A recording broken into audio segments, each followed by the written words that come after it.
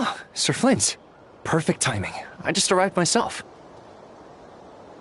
You are most considerate, Master Ilua. But in fact, I know you have been sitting here for quite some time. If you saw me, why didn't you say something? I was curious to see how long you could sit still for. Also, shouldn't you have managed to sense me approaching? That would be a first. You always seem to appear out of thin air without making a peep. Also, how many times do I have to tell you not to address me as master? I don't qualify. I beg to differ. Why should a young man so well versed in social graces as yourself not be worthy of that title? Please, Lord Flint. Sir Flint. I'm begging you, don't flatter me into complacency like you do with everyone else. You understand me better than most. My newest acquaintances tell me I love complimenting others. What do you think? I think they don't understand why you do it. You just love puffing people up till they're a big, happy ball of hot air that floats away into the sky. In all sincerity, I can only hope that they bring good tidings when they come back down to Earth. Is the situation that bad? We just held a strategy meeting. Let me fill you in.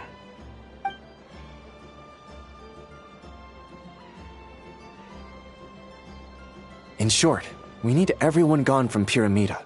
We also need a team of Lightkeepers to scour the more remote regions of Nodcry for civilians to evacuate. I only hope we have enough personnel. We do. Old Man Nikita will definitely help, and we can recall anyone out on patrol to focus on this instead. Good. I'm sure you and the others will make short work of this. Now, don't forget, once you've completed this task, make sure you and the rest of the team evacuate to either Snezhnaya or Natlan as well. Flint? If you've got something to say, Master Ilua, why not guess what I'm thinking right now? You mentioned that you have something else to deal with later.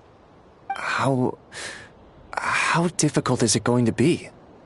I doubt it will be easy. I know you're a Lightkeeper, and it's your duty to protect others in times of crisis. But I have a feeling that you'll be walking into grave danger. However bad things have gotten in the past, Nodcry has never faced a mass evacuation before. But from the sounds of it, you don't intend to come with us. I don't mean to pry, and it's probably none of my business. But whatever it is you're intending, you don't have to go through with it, you know. I've been afflicted with some sort of curse, and I'm told it may well trigger if I set foot outside of Nodcry. As such, I cannot leave. I have to act, if for no other reason than to fight this curse. What? No. Why? Why would anyone want to curse you? There are plenty of people out there willing to trample over others in pursuit of their own goals. Frankly, Sir Flint, I am furious. You're making light of what is an incredibly serious situation. Indeed I am. And? And what? I told you, I'm furious about this. Nothing I can do about it, I'm afraid. Things happen, and we just have to deal with them. If you find yourself feeling angry, perhaps start by drinking a big glass of water. Hey, you mean you're completely unmoved by my anger? I'm devastated. Then allow me to express my sincerest regret. Come by the lighthouse sometime. We'll catch ourselves a few fish, have a little barbecue, play some cards, and bask in the sun. Maybe I need to spell this out. Lean in a little, Flint. Oh my, this doesn't bode well. Word is that you were caught up in a real horror show recently. People were amazed that you returned safe and sound. They've been debating whether you're even human. I've returned safe and sound from plenty of crises. When you say people, do you mean other people? Or do you just mean you? Fine. I'll be frank.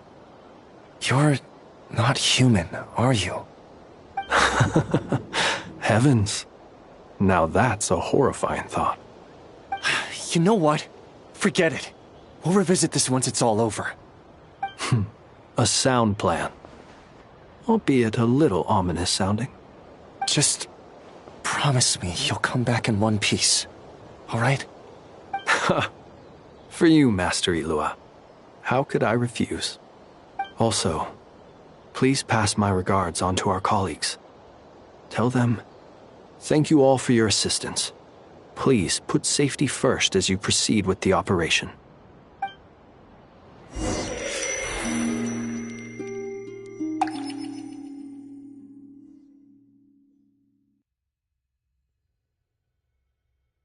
I have to keep searching for a path toward reality.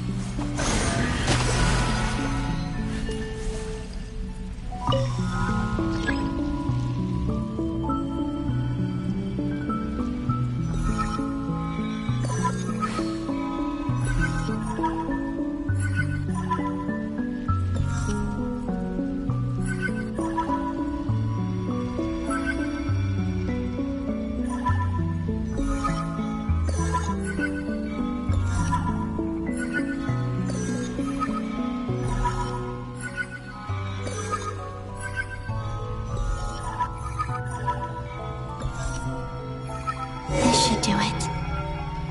The last 2 times I tried to influence reality in this space, it consumed a lot of Kuvaki. I'll try and be more careful this time. I need to leave key clues behind using less power. I hope everyone still remembers what I said on Moon Prayer Night.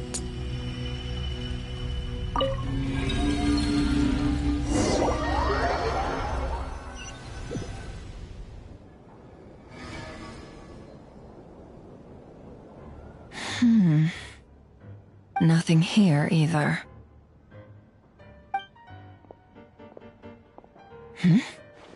Flints? Ah, Miss Nefer. What are you doing here? Unless... I just spoke with Itlua about arrangements for the search and came for a walk nearby. As for you, why would... It appears we think along similar lines. And neither of us likes to accept things at face value. As well as figuring out how to gather intel on the Traveler, I wanted to confirm some of my own suspicions. Also, we'll need to bring a lot of force to bear against Ettore, even if we're only looking to rescue the Traveler. We can't leave anything to chance.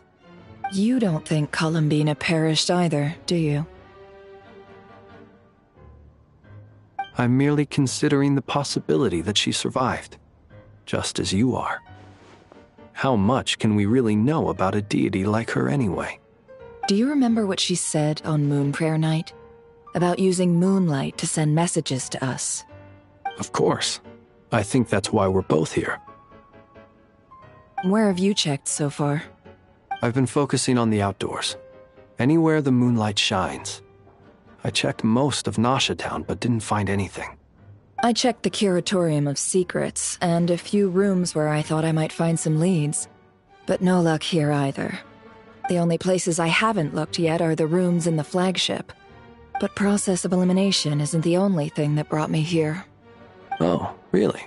What's your other reason? After all that build-up, our mystery ally never showed up even once!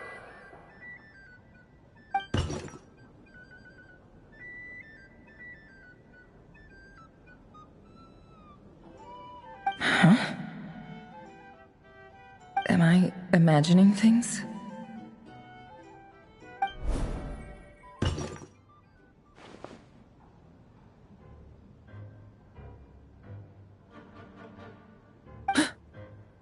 Come on, let's see what's going on. Oh no.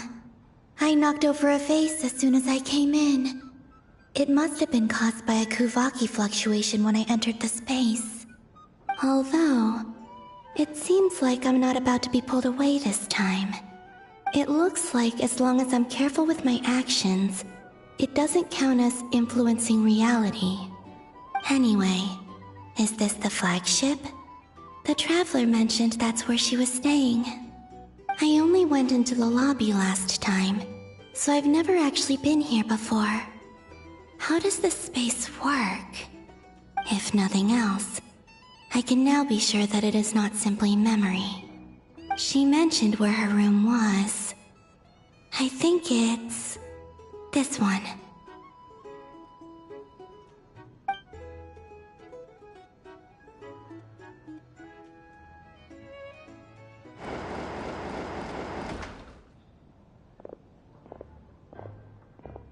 The door is closed.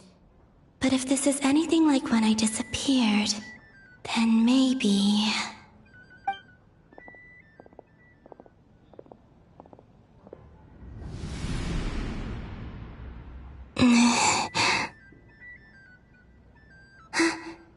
I'm in. She and Paimon aren't here at the moment. I hope she's okay. I wonder what happened to her after that battle with Dottore. Best not to dwell on that for now. I need to try and leave them some clues.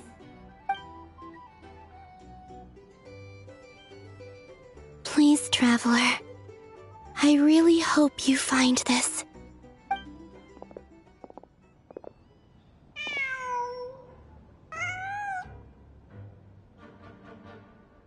Huh. Just a cat. Nothing else here strikes me as noteworthy. Didn't you stay here for a couple of nights once? Before Rerir showed himself, yes.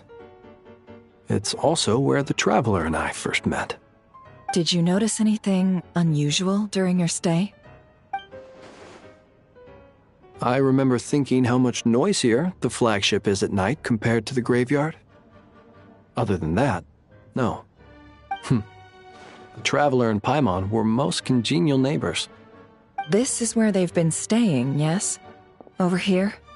That's right.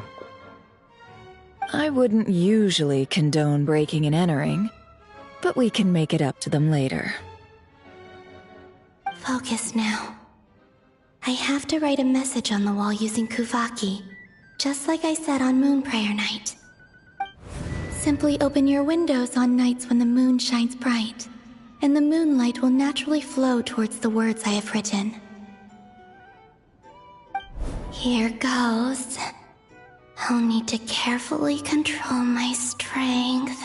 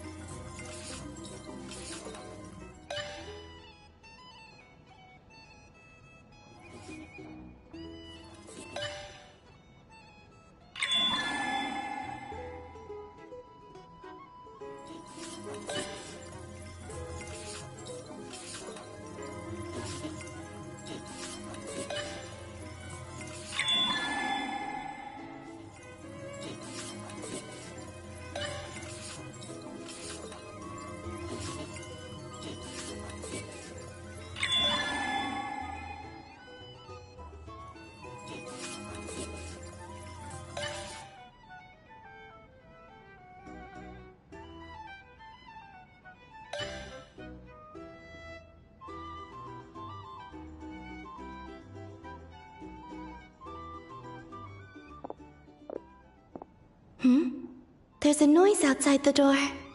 Is she back?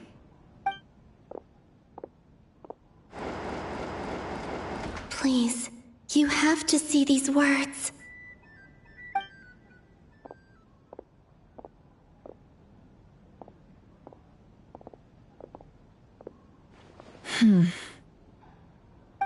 Well, do you sense anything? Unfortunately, no.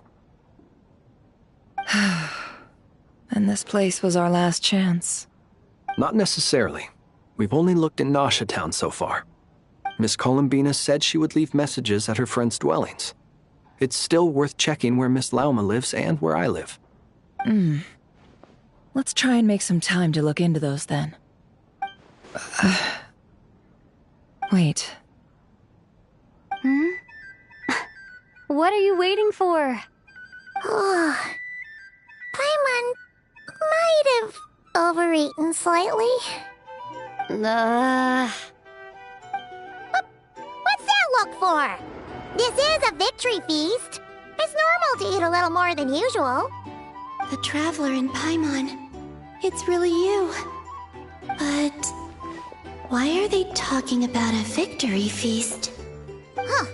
You worried Paimon sick while you were out there fighting Rare. So this is your chance to make it up to her, alright? Wait. So this is the night after the battle against Rare. How did I end up here? That's quite a long time ago now. Wait. Time. That's it. Every time I've entered reality within this space, it's been at an earlier point in time. Every one of those points has been before I fell into the moon's reflection. And everything I've done to affect reality really did happen in the past. Does this mean that within the moon's reflection, time flows backwards? Starting from the moment I fell in? Not long till Moon Prayer Night now. It's gonna be even livelier than tonight. Although, it's gonna be sad saying goodbye to the damselette. She seems like a really nice person. Paimon. No, I can't. Even if I make contact, they probably won't understand what's going on. And in any case, I'll likely get pulled away again if I do. Instead, I have to find a way to get them to notice what I've written using the moonlight. Wait, even I hadn't thought of doing that before Moon Prayer Night. They'd never conceive of that possibility. Is there truly no other way? Don't lose heart. We'll find a way somehow. Huh? Oh, you say that, but the Frost Moon is beyond the fall sky. If we wanted to go visit her, how would we make it through to the other side? We might not have all the answers now, but I'm sure we'll find a way one day. Huh. Guess someone's gotta be the optimist. The present. The future. That's right. There are still things I can do. What's your plan? Flint's, when you were staying next door, did you ever open the window? No. The rooms here are dark and damp, and there's such a buildup of dust on the windows that the moonlight can't even get in. I didn't think it was worth the trouble. The moonlight. I think I see where you're going. One moment. I'll see if the owner is available. Don't bother. Time is of the essence.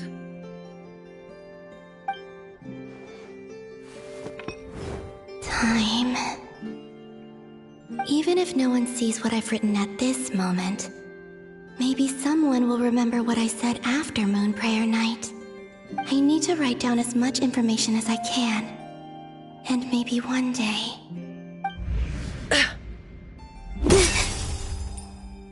Huh? What's up with you? You can't even hold your cup steady. Are you getting tired? A little. Well, you should probably hit the hay then. You've had a really tough couple of days for you.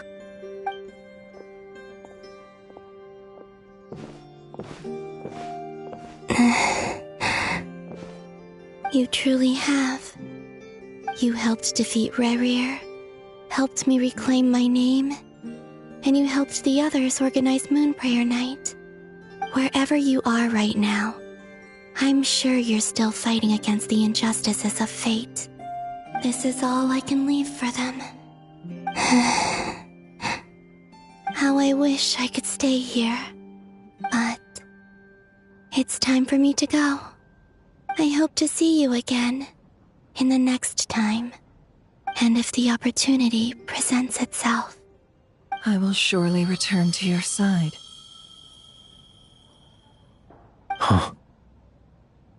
Columbina. She's alive. Not only that, but she's left us an entire wall's worth of clues. She even wrote down what would happen on Moon Prayer Night.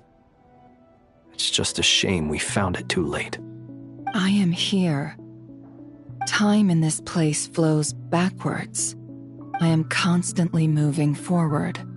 It sounds like she's found a way to influence the past using Kuvaki. But her future is our past. So, these words have been here ever since we defeated the Ray Hero Solnari. We just never discovered them. Which came first, the chicken or the egg? Do you ever mull over questions like that? Only when I'm in a good mood and at leisure. Well, I never do. Everything that has happened already belongs to the realm of fact.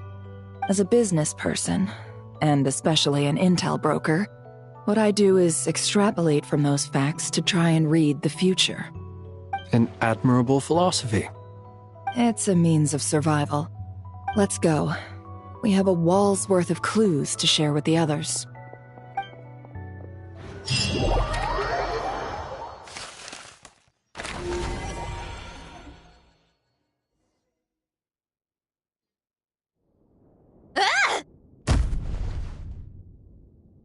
It appears that the doctor's energy signature has changed to something similar to Kuvaki, but not like the Kuvaki we're used to. Nodcry's Kuvaki devices will only have a limited effect on it. I can see why you've chosen to place your hopes in alchemy instead. Also, I must say these books are rather profound. My subordinates just shipped them in from Fontaine. Some of them are from the Narcissenkreuz Ordo. Some are incident reports from Petrichor, and then there's a few test reports for these junk machines. Additionally, after some further scanning, I've discovered something extremely annoying. What's that? Tevat's skies contain multiple moons. A long time ago, when I did my first scan, I detected 3, just as the legends say. But when I checked again just now, I detected 4 moons. So there's one extra? Yeah. Originally, I thought that if I could still find 3 moons, that would at least mean Columbina's still alive. But then it occurred to me that apart from the frost moon, Tevat's moons are just husks. And husks surely shouldn't show up in the scan, since they're not alive. It's weird, isn't it? If we can't even distinguish between a dead and a living moon, how are we supposed to know whether a moon goddess is still alive? Or does this mean that the moon marrows are equivalent to the moons themselves? It's certainly possible. In which case, the 4th moon you detected may be Dottore artificial creation. So he wasn't bluffing. He really built his own moon marrow. Ugh! I'm so mad right now! It's easy to get overwhelmed when you have too much on your plate. Maybe you need to relax. Perhaps try going for a walk. Or simply take a few deep breaths. Nothing can calm me down at a time like this. I need more time, and I need progress.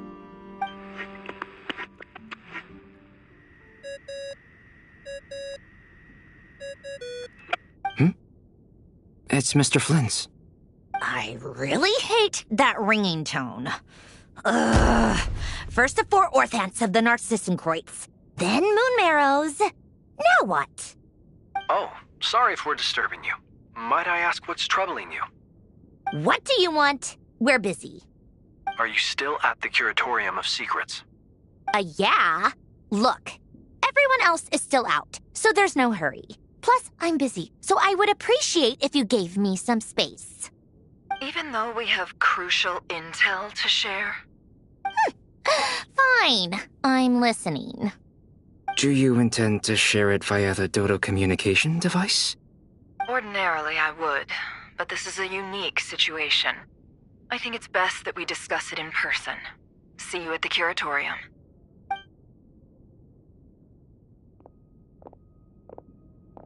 All right then. So, what's the situation?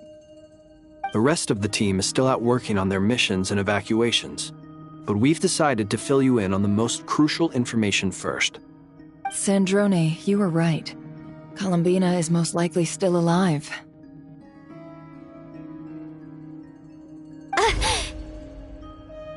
That's the best news we've received in a while, by a long way.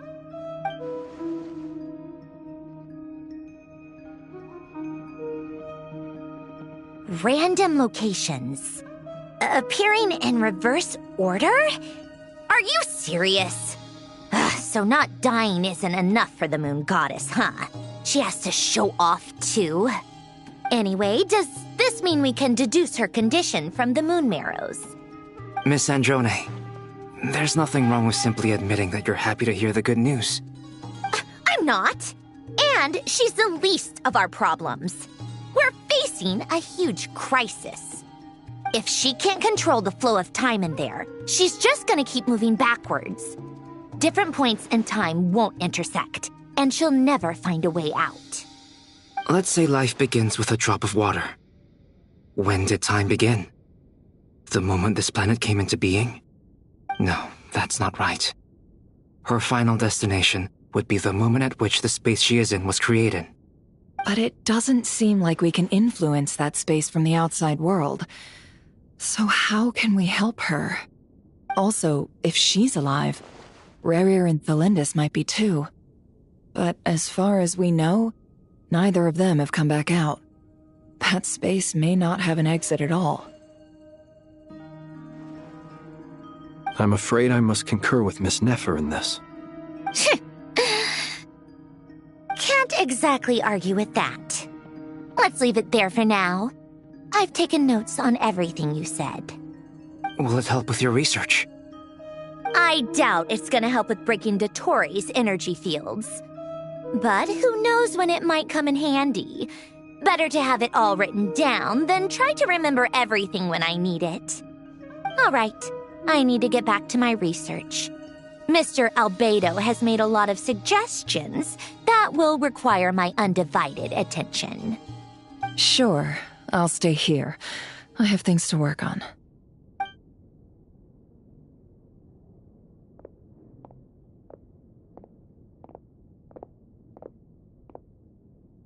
Paimon, are you there? Oh, right. She went with Varka to Natlan, didn't she? Good thing we've moved her and the Traveler's luggage in here.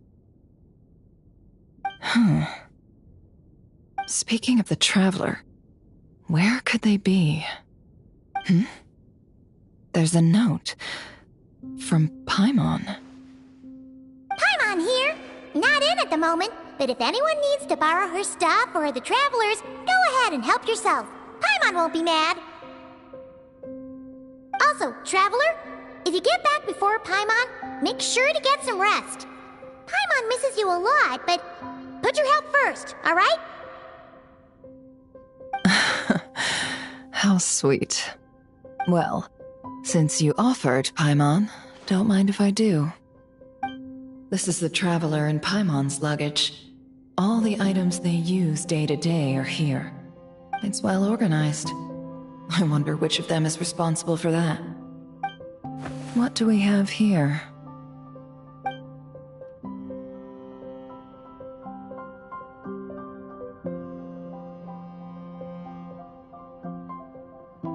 The camera captured a special moment that can only occur between people who are close to one another. You can really sense how the photographer feels about their subject.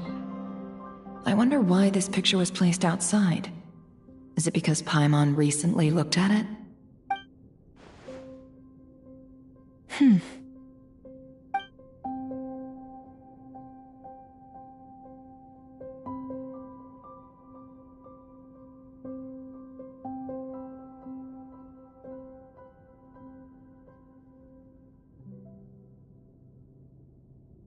This must belong to the Traveler. Perfect. I'll use this. Hang in there. We'll find you.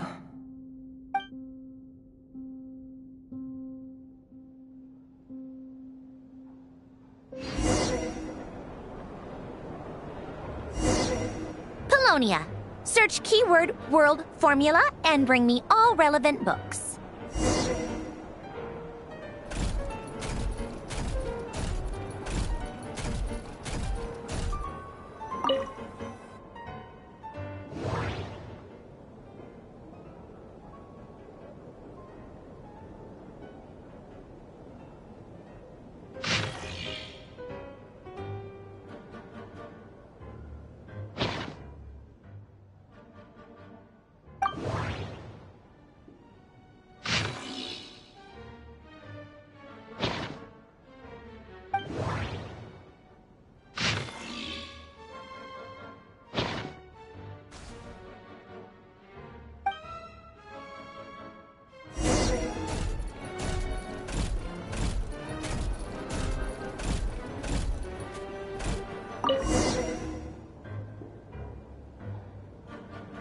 Let's see. This one is on Tonki's sermon dictation concerning the apocalypse. I believe that the correct term for this is Fortuna. This was an ancient Remorian technology, a wisdom unparalleled. I never imagined that Remorian ideas would be so similar to the diagram I have named, the world formula. This is strong evidence that human civilization should gradually shed possibilities as it continues to explore and evolve. The end of humankind may well be upon us right now. The sparks of civilization shall run out unless we consider introducing variables from outside the system. Variables. Surely that can only mean one thing. Descenders? Dottore likely captured the Traveler because of her descender status. But the Three Moons' authority comes from the world itself. Why would Dottore need anything beyond that? Where does this variable factor in? The world formula calculates the fate of an entire world. Introducing a variable would therefore give us...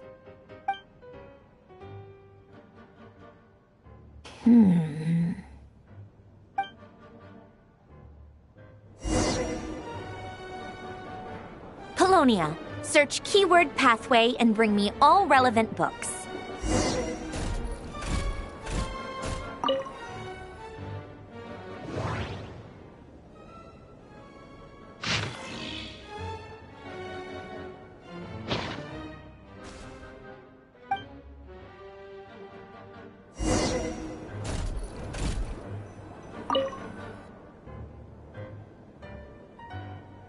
Otonki sermon dictation. Explications on the chemical marriage. These titles are pretty esoteric. Observe and compute the pathway displayed in the guidance diagram. Deconstructing and reversing its effects could generate potential ideas. So, it's one of Renee's draft lectures. Deconstructing the pathway. I suppose that could lead to a breakthrough.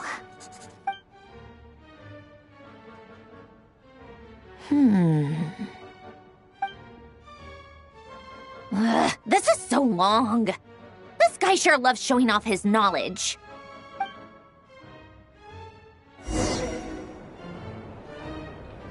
Paulownia, search keyword tree model and bring me all relevant books.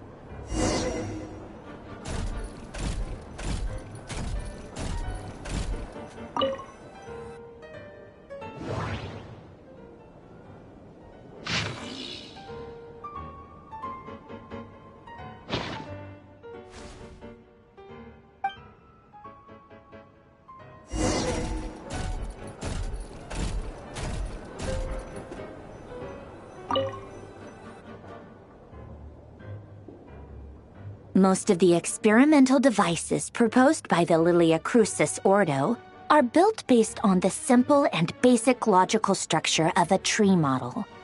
Lilia Crucis. Guess they were trying to cover up the name of the Nautitzenkreuz Ordo? When Duke St. Germanus departed, he said, "It seems that there's no going back." Alas, he is only a genius when it comes to machines. In all other things, he is but ordinary. Excuse me? I'm sorry. That's just ridiculous. What kind of book is this? Great Detective Herlock, the Alchemist and the Clockwork Saint? Isn't this a novel? Come on. Still, the author swears that they knew Renee well. Whatever. I guess it's not beyond the realms of possibility that Renee would say nonsense like that on occasion. Memory, wishes, souls, and persona. Frankly, this sounds more like occultism, but if Albedo vouches for it, I suppose there must be some alchemical basis to these techniques. The way Alain Guillotin saw it, the world was comprised of machines. The universe needed machines, and thus his technologies were created. That's why I was born. René, his full name was René de Petrichor, if I recall correctly. Sounds like he and the town must be intricately connected. That place was also the source of most of our information regarding Remurian civilization. Seems like some of his projects were based on their technology. The cutting of souls and storing them in vessels. These seemingly unrelated techniques underpinned René's research. Assuming that the 4 orthants correspond to alchemical categories. The chemical marriage model? Alain would have scoffed at that. He never would have let those theories or parameters anywhere near his mathematical formulas.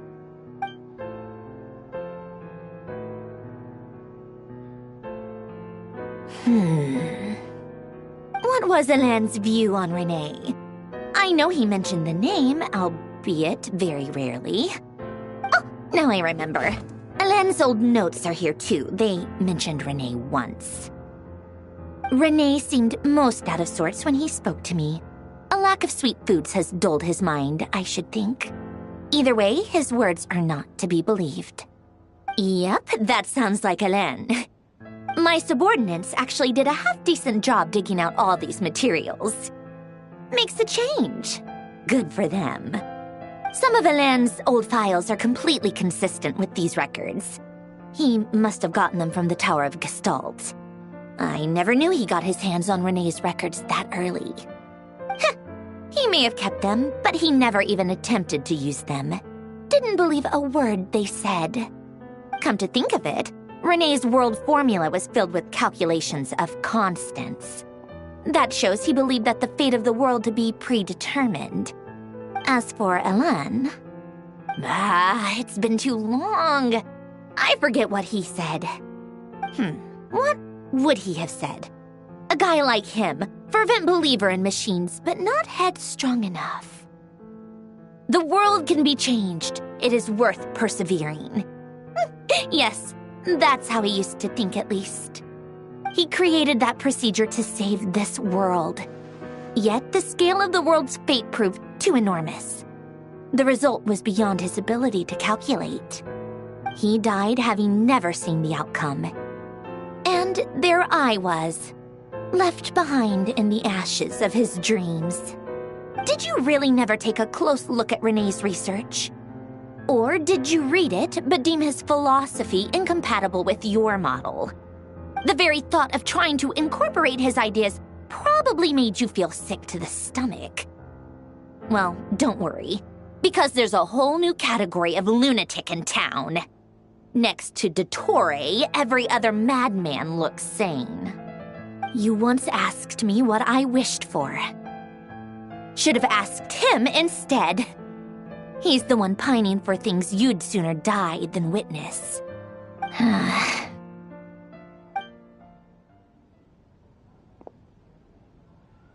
Even the tiniest variable can make big waves in the present. Now then, allow me to put these incompatible fragments together in your stead. First, establish and verify the existence of the Great Circle. Absolute nihil on one end, absolute reality on the other. Now, search between these two extremes. Then, the construction criteria. Variables. The sparks of civilization shall run out unless we consider introducing variables from outside the system. Input variables. Traverse the world, space-time, and civilization. Then extract the essential nodes from the records to determine which variables they point to. The primordial power that differentiated itself from the void. The power of light. Yes, light.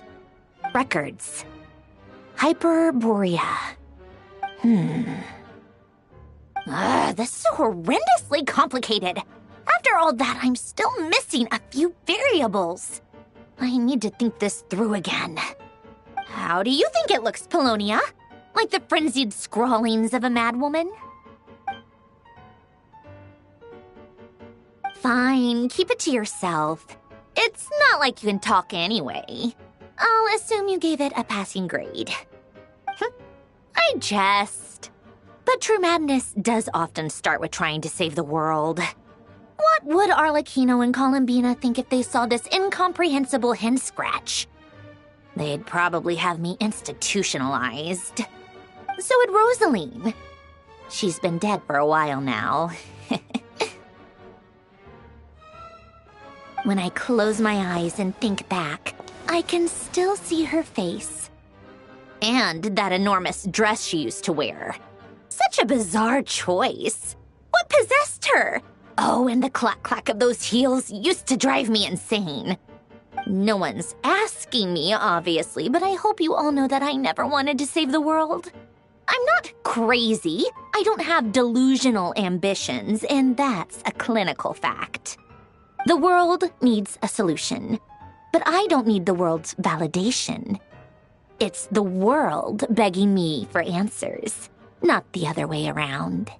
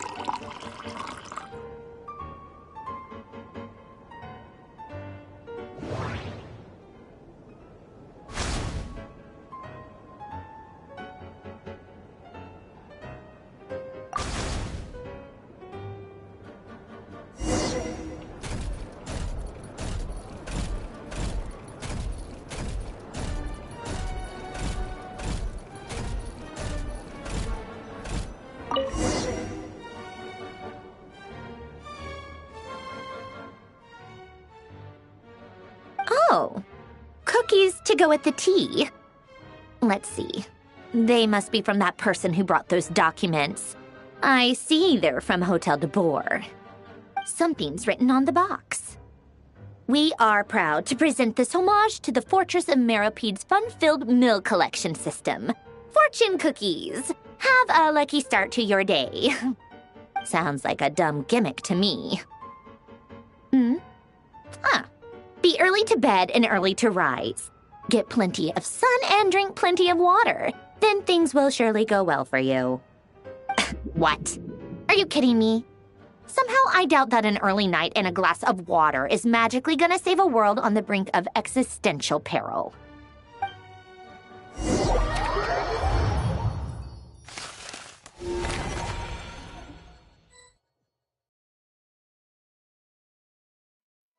Lady Arlecchino, word has reached us that Lady Marionette's troops are all in position. They are ready to act as soon as the order is given. Excellent. The only thing is, they are fewer in number than we expected. It looks like many of them must have lost their lives at the hand of the monsters released by the Doctor. Can't be helped. Allow them to join our ranks and keep in contact. As you wish.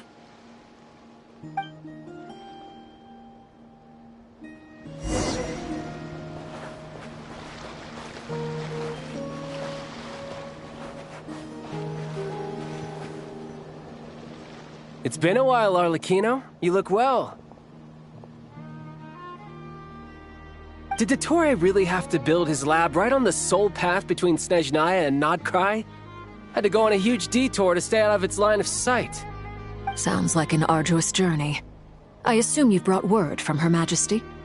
Of course, all part of the job.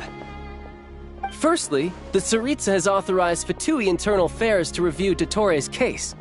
They will reach a formal verdict on whether he has turned traitor and whether he poses a threat to Snezhnaya. While they're working on that, I've been ordered to come and receive the refugees from Nodcry. They are nearby. My team will escort you to them shortly. Great.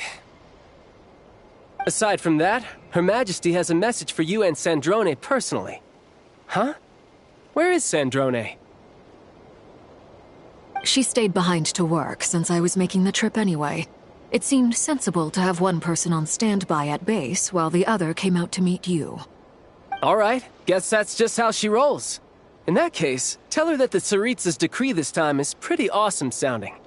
I think she'll like this one. Still, I wonder what... Wait, what's that? Did one of our troops turn into a monster? Take him out.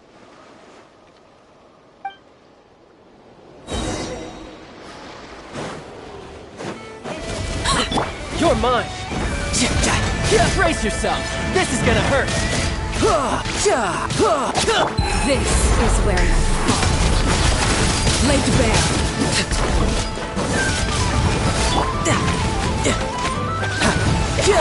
Tidal wave!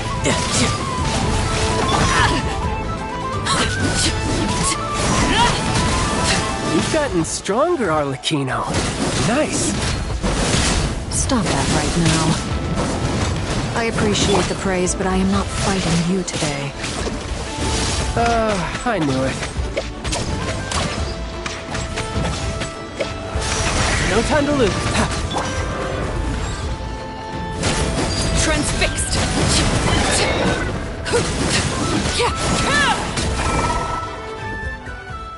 I can't believe it. He was a living, breathing human one moment, and the next... Another fine piece of work by our dear colleague, I'm afraid. What in the world has been going on in Nodcry? A lot. But long story short, Dottore stole 2 moon marrows that should have belonged to Columbina, then built a 3rd moon marrow of his own to concentrate the Trilunar Authority in his hands. What? What do you mean he built a moon marrow? People build roads and houses, not moon marrows. What's his next DIY project? He's gonna build a god? You could stand to be less surprised. We are harbingers. The work we are engaged in makes the creation of gods seem mundane by comparison. I tell everyone who asks that you once crossed swords with Rex Lapis while serving as a key supporter for Rosaline's plan. But right now, you're acting like a common adventurer. Thanks for speaking up for me. Those 2 really took me for a ride back then. Then again, surely no common adventurer would manage to get tangled up with them the way I did. That's gotta count in my favor, right? It almost sounds like you wish to repeat the experience. I might have to lower my opinion of you. No. I'll stop talking. Please, go on. Dottore is currently still experimenting with his newfound power in ways that continue to corrode the outside world. As for the human mutation, I believe this is simply a consequence of his experiments, and not a strategic move. That radiant beast was once a subordinate of Sandrone's. I suspect he was only allowed to live so that he could become an experimental subject. Also, those of us who fought Dottore have been afflicted with a curse. As such, I cannot leave Nodcry. This is so much worse than I thought. No wonder Her Majesty's decree is so extreme.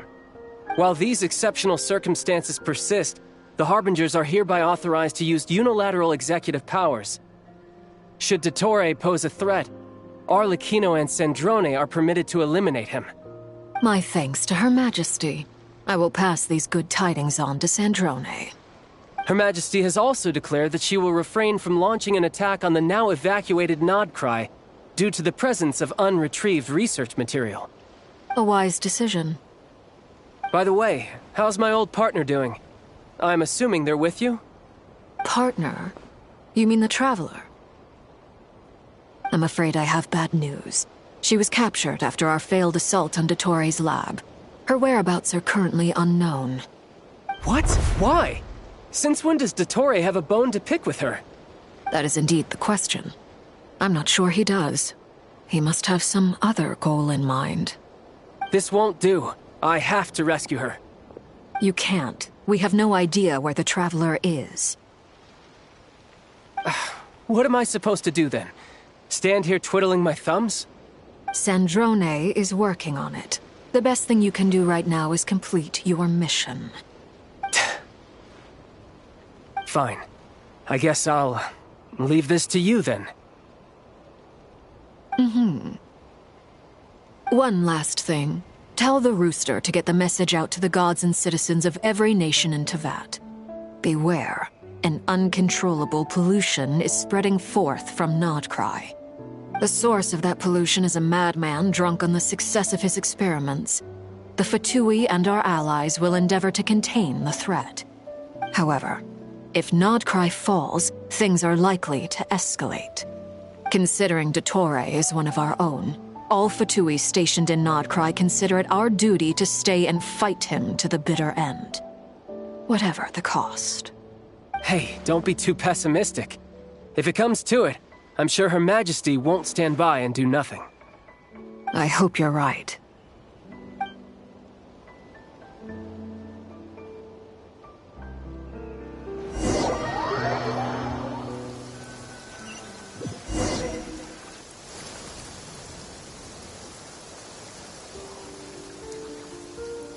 You're right on time.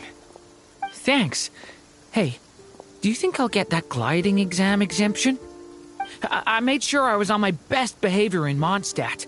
I landed well outside the city and walked in through the gates. I'll help you apply, don't worry. For now, let's see what we have here. What are the doctor's energy fields even made from? The usual attract and repel principles that govern Kuvaki don't seem to apply to them. They are very mysterious. But ultimately, they appear to be comprised of energies from the three realms. Thanks to research by Master in the Hexen Circle, we know that Teyvat's 7 elements are derived from the more primordial power of the Light Realm, which is antagonistic with the power of the Void Realm. Since you have the power of the Dragon Durin within you, I'm sure you can already tell that this energy field contains no abyssal energy. That's true. It's not abyssal energy, it's something pure, wild, and untamed. I've been thinking about something. Do you still remember the device that Dory supplied from the Academia when you and Miss Columbina fought Rarier? That was one of the most marvelous feats of ingenuity I've ever seen. The design, the craftsmanship, the material selection. I couldn't fault any of it. Not to mention the operating principles. Surely the most ingenious feature of all. Dory didn't go into detail on how it functions, but I have a working theory. The clue was that Miss Columbina was somehow able to use the pyro energy that you provided, despite the fact that, as a moon goddess, she should only be able to use Light Realm energy in principle. Now, all elemental energy is, of course, derived from Light Realm energy to begin with. Hence, I suspect that the device works by restoring elemental energy to its original state. This presumes a theoretical model of the 7 elements akin to that of light refracted through a prism. Perhaps it is no mere analogy. Maybe there is indeed a prism in this model. I almost wonder if the idea for the device was conceived based on direct observations of said prism. It would explain how such an ironclad design concept was achieved.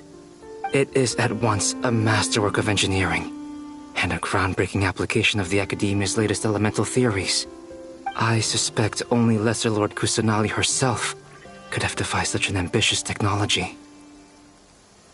But back to the energy field before us. If this is pure Light Realm energy, its relation to elemental energy is one of integration versus division. Or you could say that the former contains the latter. Could this mean that elemental energy can dilute the power of the light realm. Should we give it a try? We should.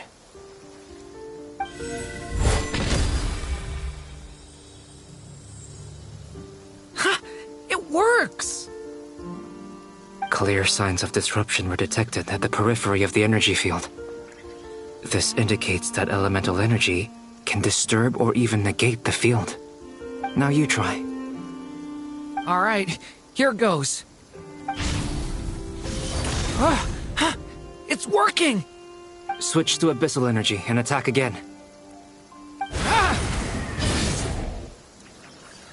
No surprises there. Abyssal power drains the energy field to a significantly greater extent. I now feel confident in asserting that the energy field is indeed pure light realm energy, and that elemental energy can dilute it. But the energy field is huge. How much elemental energy will it take to neutralize it? We don't have to neutralize it completely. We can try other approaches. That's all for theory. Would you like to continue watching? So you knew I was here? Huh? When did you get here? A while ago. But Albedo sounded like he was working on his thesis defense back there. Back in Sumeru. You can end a person's whole career by interrupting them mid-speech. Very thoughtful of you. I'm truly touched. Could I ask you to lend me a hand? With what? A little test. Try using Animo to unleash a concentrated assault with circular blades, with the goal of breaking through at a singular point. Nice! This time it tore through the field. Tremendous. This is a major breakthrough. Should we go through? We probably shouldn't risk having mutually antagonistic energies in such close proximity. Durin, you stay here and watch the entrance. Hat Guy and I will go in to investigate. Sounds sensible to me. Keep your eyes peeled, Durin. Don't worry, I got this. You two be careful in there. Just give me the signal if you need help and I'll dive right in. What do you mean, signal? It's based on a new alchemical concoction I developed last month. When 2 bottles of it are smashed on the ground together, they emit a blinding burst of light. If it comes to that, remember to shield your eyes with your hat. Glad I asked. Thanks for the heads up.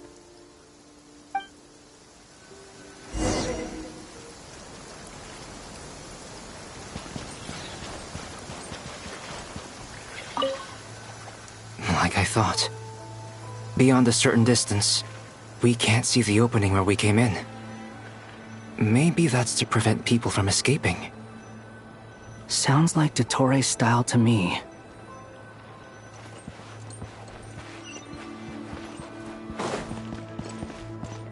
Not much has changed. Things are basically the same here as they were before the energy field appeared.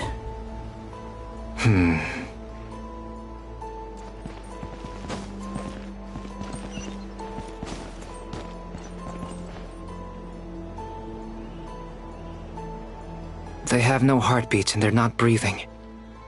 We can only assume they're dead. But there are no visible wounds. Also, there's an animal squatting next to each body. It's watching us. That's not an animal's gaze. What are you trying to tell us? Doesn't seem eager to talk. I guess maybe it's just an animal after all. Let's keep looking around.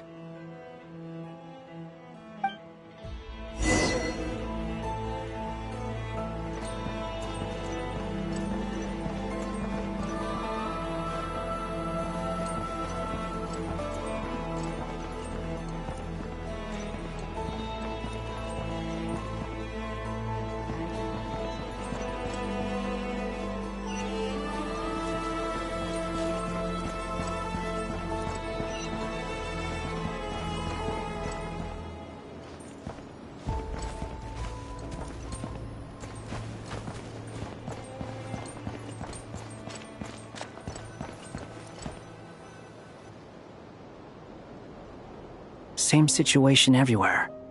Not a living soul in sight. Just countless bodies with animals standing watch over them. Well, I think we can safely rule out the possibility that they're all pets. Is skirting around the topic your way of showing consideration for other people's feelings? Just being cautious. I don't doubt that you can handle the truth.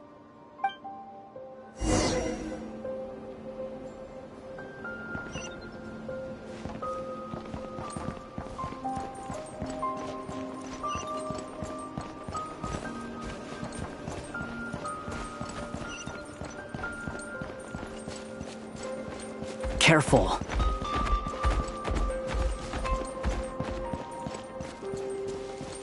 Please, help us. Please. Over there, I hear a voice.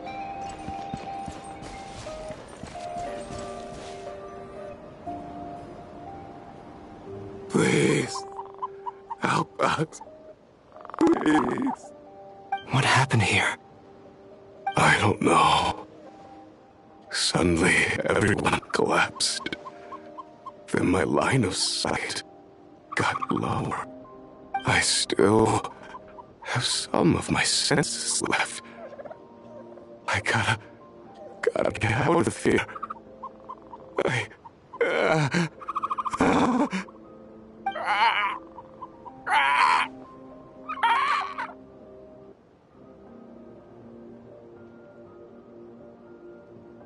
It looks like there's a huge experiment going on inside this energy field.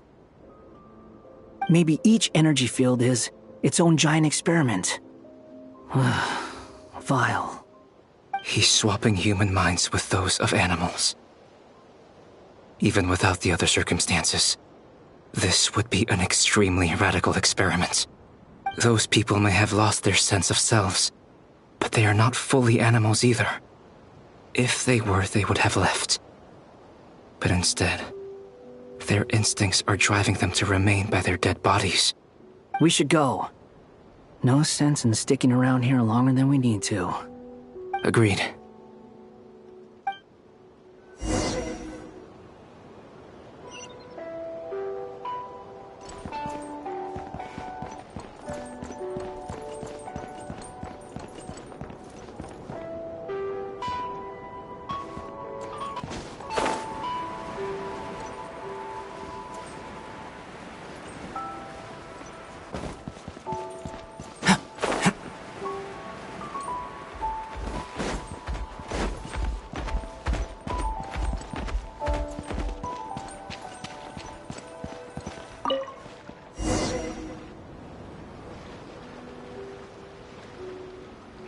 You're back! Everything okay? We saw some things that take a strong stomach. Otherwise, we're fine. We should share our findings with the others.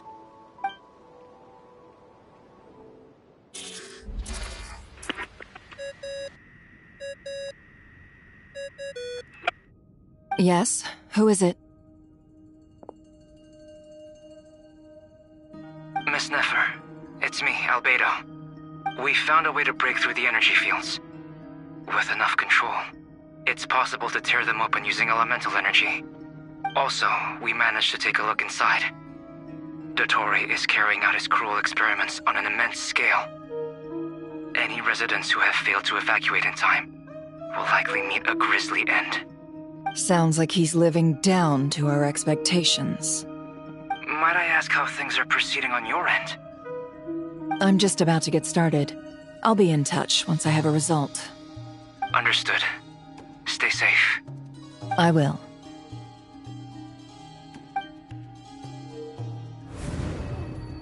Well, Nefer, I'll link up with you once my tasks are complete. What makes you think I'd need you to do that?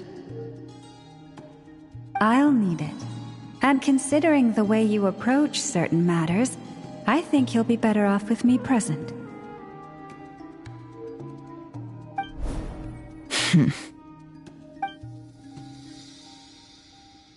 Let's begin. Entering simulation mode. A vast wasteland. Is this the Traveler's inner world? I was expecting something more vibrant, to be honest. Wait, someone's there. What are you looking at?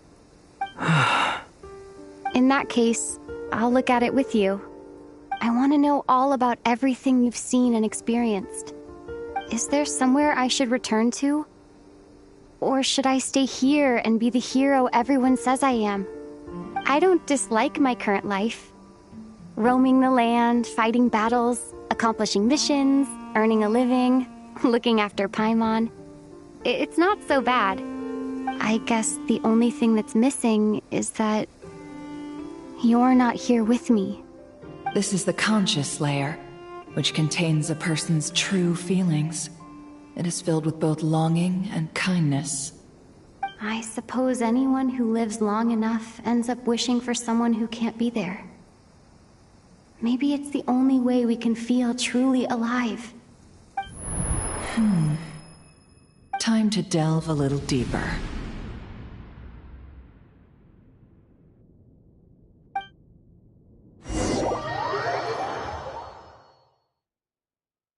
Nasha Town is hardly the optimal choice for a place to live, but it has character and a reasonable population density.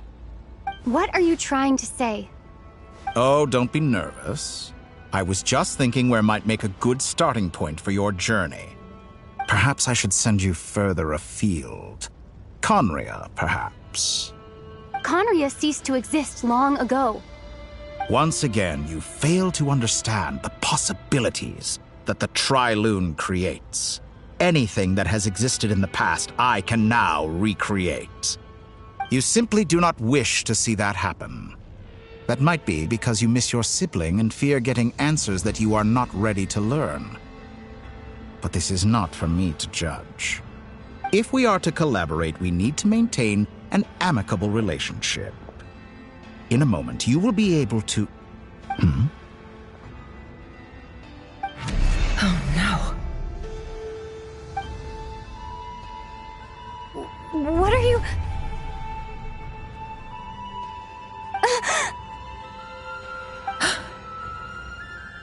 What are you gonna do? Don't move. Something unwanted has crept into... Oh? Gone as quickly as it came.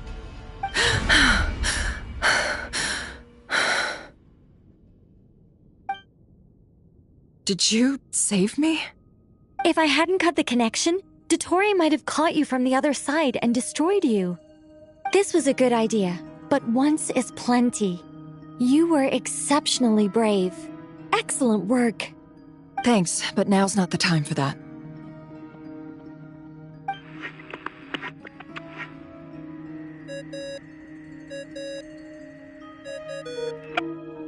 Albedo speaking. I think I know where she is. What is this endless darkness? I can't see anything, even though my eyes are wide open. But why? What happened? Ah, sorry about that. I take it you didn't notice. Just now, a friend of yours took a little peek into your mind. Could it be Nefer? How did she do it? Did she use something as a medium to connect to me? Do you think she's aware of your current circumstances?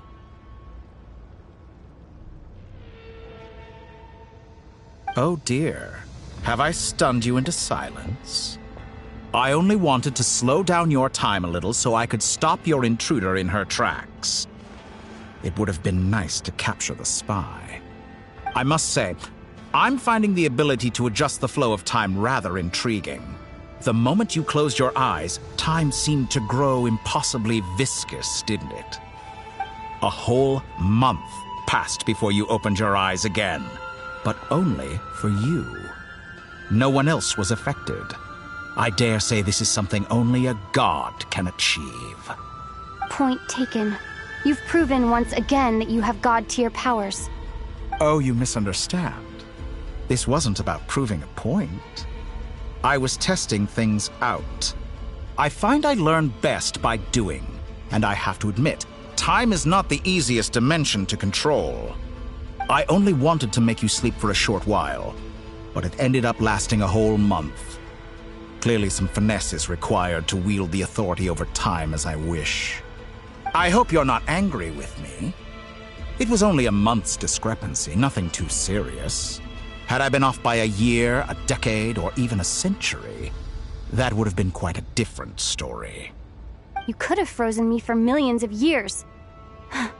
So much for collaboration. You aren't showing much sincerity. Millions of years? To what end? I wonder if you don't understand humans all that well. They are very pragmatic creatures who understand only that which they can perceive with their senses. If I had you sit here for a week, I imagine people might sympathize. But if I left you here for 100, 1,000, or 10,000 years, the sheer size of that number would cause it to lose all meaning to them. They would not have the capacity to comprehend your suffering, and thus they could not empathize. Unfortunately, while gods do exist in Tevat, it is ordinary humans that account for most of the population. Their lifespans are so limited, their bodies so fragile. Did you ever really hope that they could begin to understand someone like you? Your long life and unique origins make you fundamentally different from them. How long will it be before they start to treat you like the alien you are? Before you are ostracized, outcast? Alien. Even I feel bad for you sometimes. This world has made you into a slave. So many times you have served its will, and not once have the powers that be ever thought to grant you the one simple thing you wish for. You have been treated most unfairly. I can change that. I will grant you special privileges and give you back the status you rightly deserve as a descender.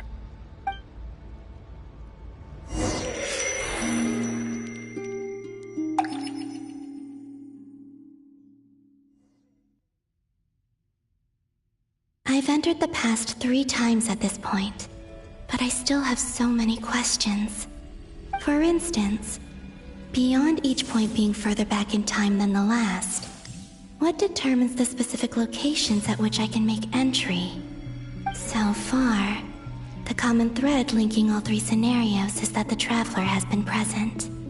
But it's more than that. I know I sensed something familiar around her. What was it? I'll keep this question in mind as I carry on.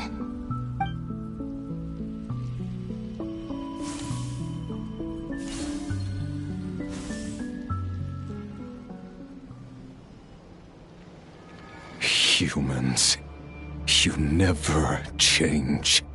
Always trying to use powers you neither comprehend nor control. This looks like Star Sand Shoal.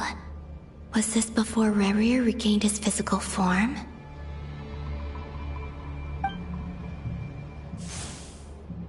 You've messed with the cannon again, huh? Sorry, but this round's not gonna go your way. The cannon. That's right. I was at Silvermoon Hall and I sensed an abnormal Kuvaki fluctuation coming from Nasha Town. And right after that, came an ominous power emanating from Star Sand Shoal. My body was once torn into countless pieces and hurled into the swirling chaos of time itself. But even so, my life and will were not extinguished. I wonder if I could try to prevent his resurrection. But how would I do it? What can I do, here and now? Traveler! Behind you! Look at that light!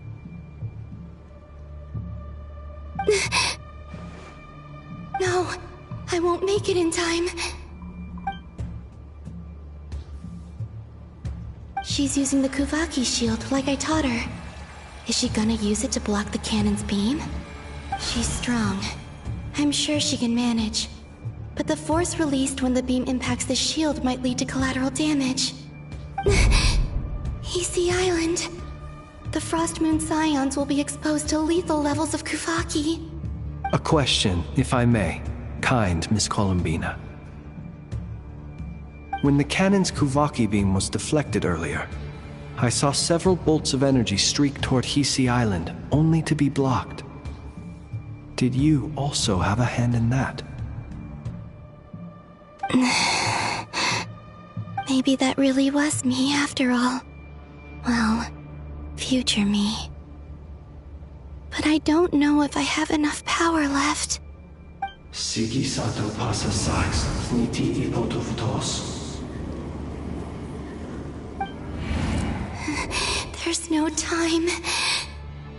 Osestikos paratin tiran to risuiku, to pirto aithion feraton.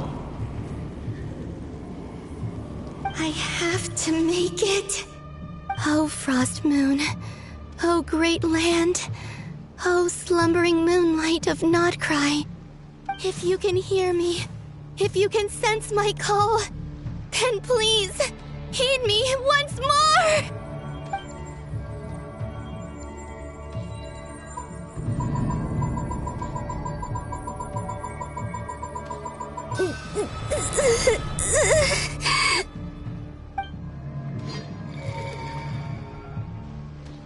Did it work?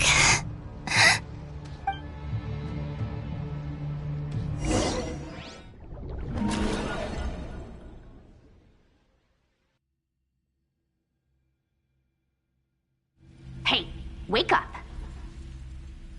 Hey, did you hear me? Columbina, I said wake up now! Oh, good morning, Sandrone. It's 3 in the afternoon, actually. And could you kindly not use my quarters as your personal nap room next time? But I feel so safe here. And your coffee, right? It's so bitter, but it smells lovely. It's like you were raised by wolves in a forest or something. What did you drink growing up? Grass tea? The Frost Moon Scions certainly led a more frugal existence than the Fatui.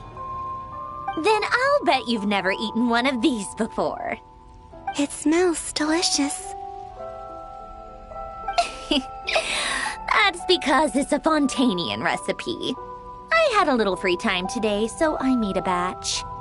Rosaline will be here shortly, but if you really can't wait, I guess you can go ahead and...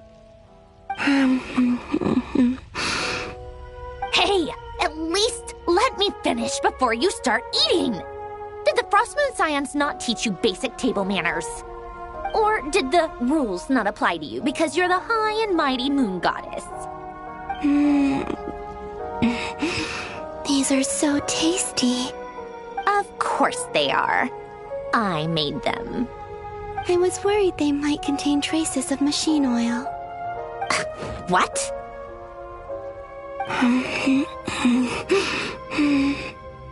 You know, there's something I've always wanted to ask you. Why did you leave your old home and join the Fatui?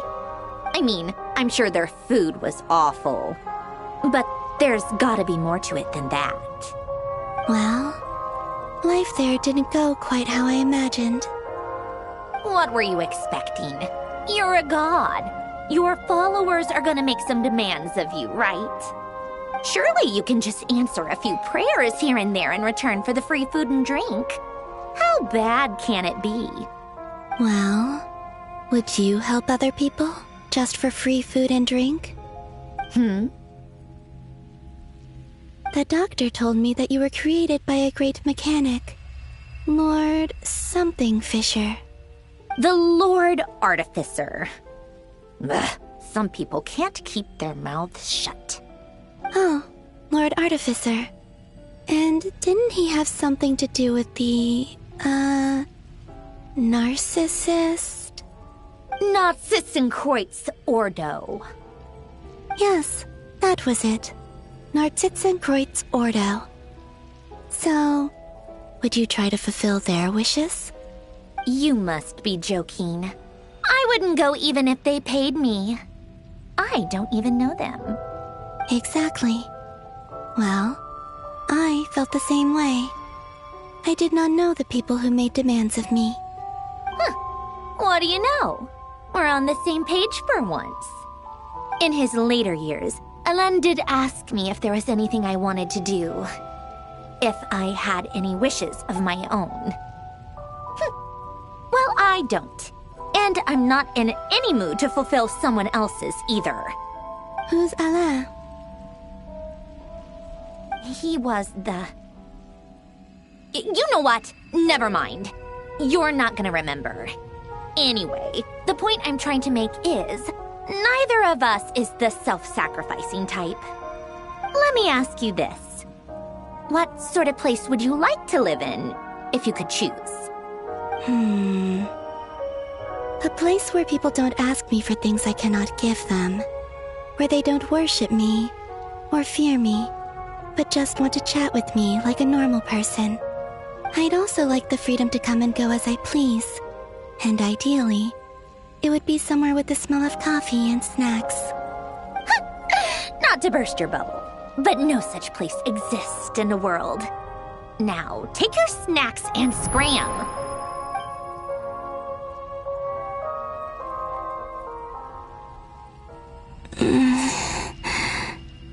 Did I pass out? Of course. I'm back here again.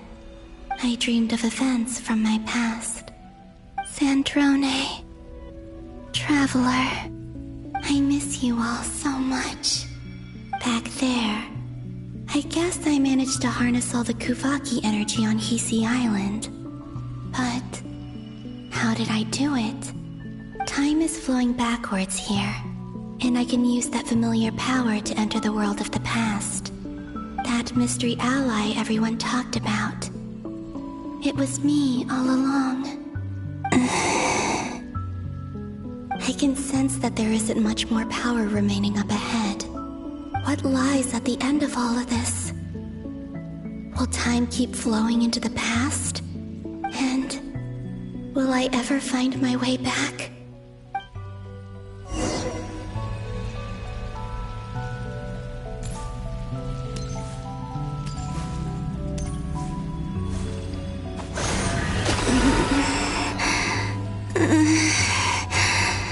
It's getting harder and harder to use my power.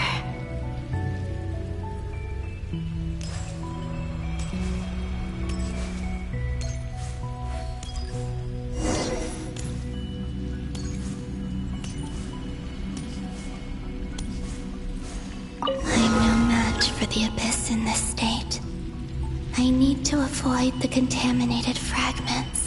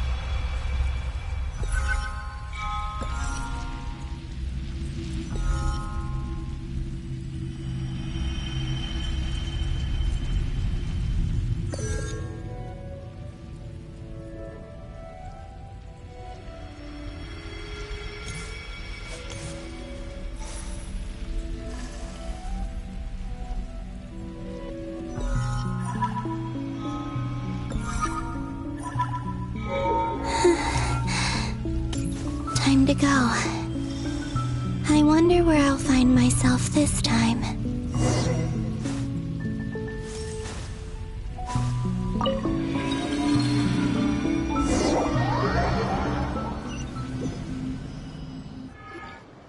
The Final Night Cemetery. This is where Flint's is based.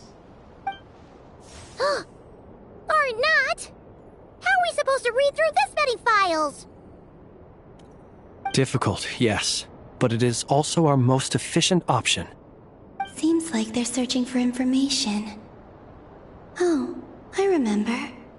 Flintz and Varga talked about some files on the Wild Hunt. Was this my doing too? To expose the true intentions of this Rarir, we need to dive into Nodcry's history. Are my actions changing the past? Or are they simply completing a process? Is all of this inevitable? Or am I the one making these decisions? If I choose not to help them now, will it change how things turn out? Hope we don't land on our heads then. They're my friends. I can't not help them.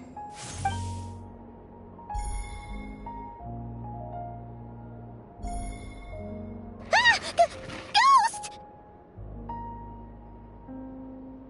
And the other one was... here. Hey! Another file's moving!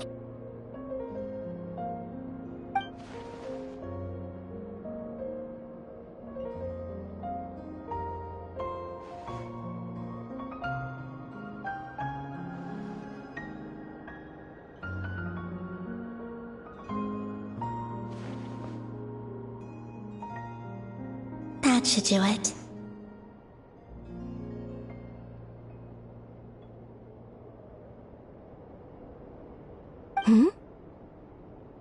Luanatar? You can sense my presence? Wait!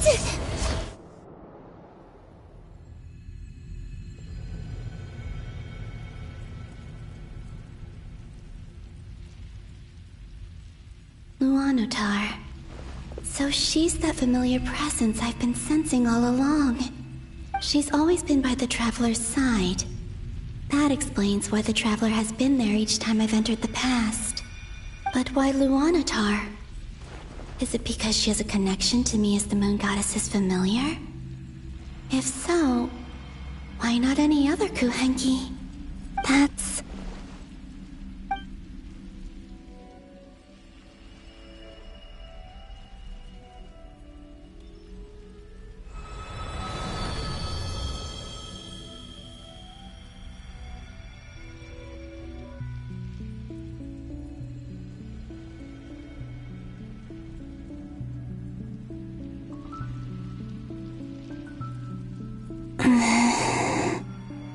I cannot sense any power up ahead.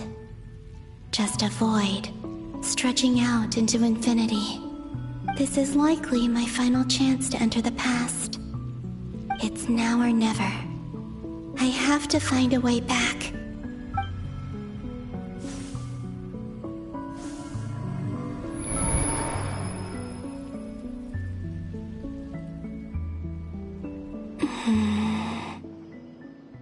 Hisi Island? How far back in time is this? Where's Luanatar? I can't sense her presence this time. Oh, seeing Enefa and Aino reunited like that sure was heartwarming.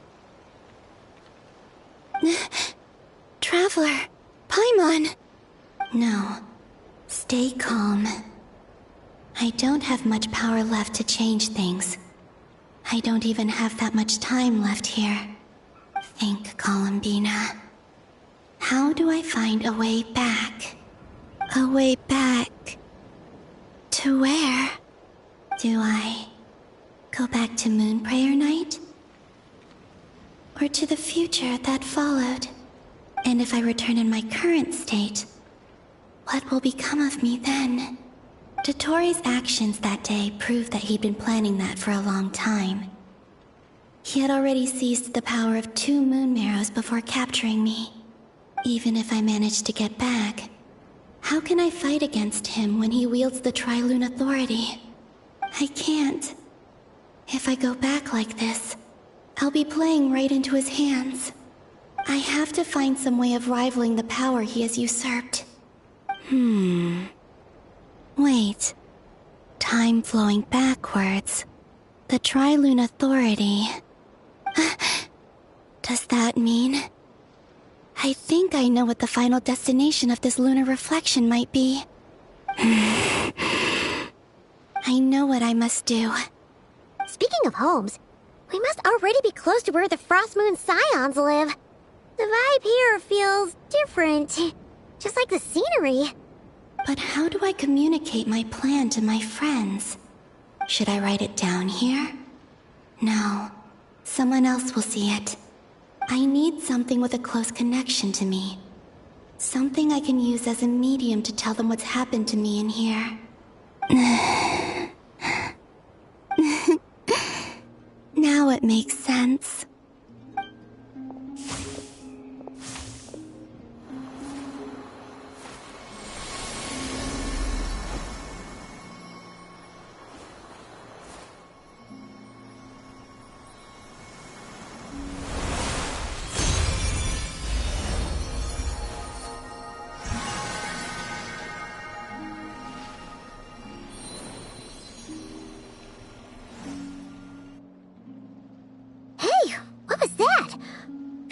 Some sort of breeze blew by, and then the petals suddenly turned into... Huh?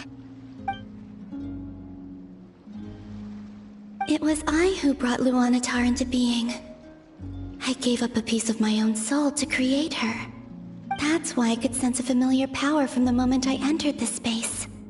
It also explains why she's been present in every past location that I've entered. Because we have a deep connection. Hey there! What's your name? And the reason why there are no more gates to the past after this point is that Luanatar hadn't been born then. No wonder I sensed the trace of a blessing when we first met. But I still didn't recognize the soul hidden within you. Back then, I was just a little lost dove.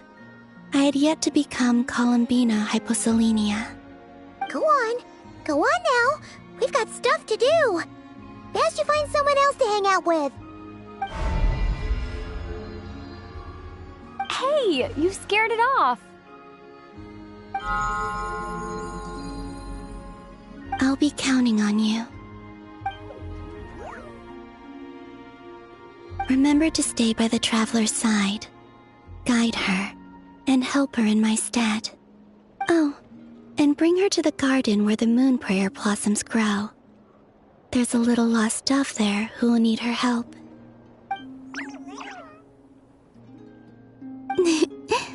Go on.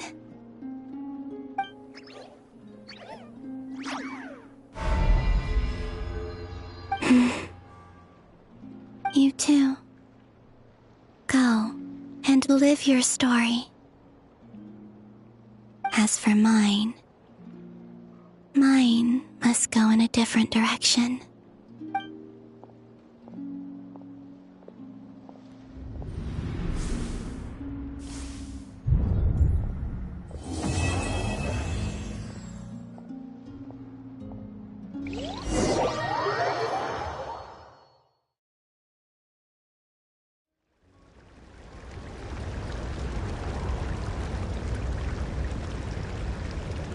How would you like to experience the thrill of never being held accountable for your actions?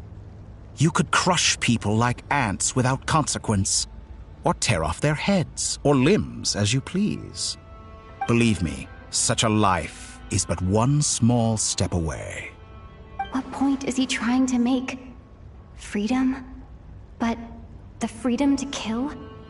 To do evil and get away with it? Why would you offer me that? The creation of a world is the ultimate scientific experiment. I have taken my research to the highest level, where I shall be not just a god, but also a servant to many sacred spirits. I shall heed the truth and perform holy deeds. A god's laboratory is the perfect playground, but it needs the right occupant to explore its full potential. Mortals are found everywhere one looks. Not so with Descenders. I'd prefer my first guest to be a distinguished individual such as yourself. And I know you could make the most of the opportunities it offers. So the condition for entering the new world is to take innocent lives. The same dilemma that Rerir once faced. Could I really bring myself to kill others for my own benefit? Rerir did. And look where it got him. Have you made up your mind? I can't do it. Your playground is no place for me. You're putting your hopes in the wrong person. But we both know I'm not quite the hero you say I am either. I have my own reasons for the journey I'm on. And they aren't all selfless. You've grown a lot since we last met. But there are still things you are unwilling to compromise on. This will only hinder you. Why don't I lower my requirements a little as a gesture of goodwill? I'll give you a little time to learn to be a less noble soul. That'll make things much easier for you. I really doubt I could live that sort of life. And yet you already sound less defiant than a moment ago. The benefits appeal to you because you can read the signs of the times. Why don't we return to my research facility? Your last visit was so rushed. There is much that I have yet to show you.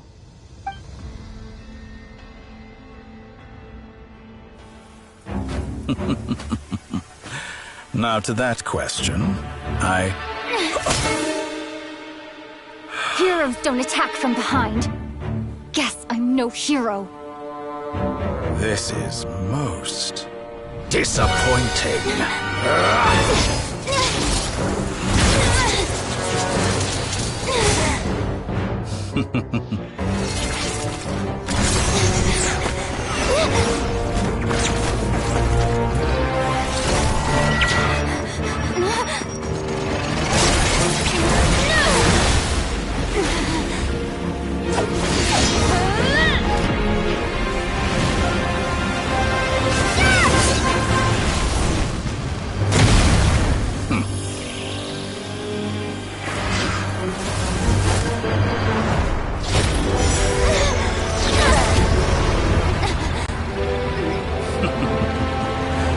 Now then.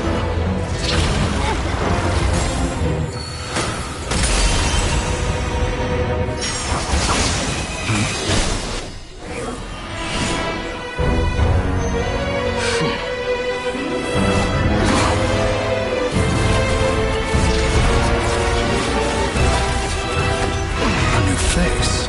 Interesting.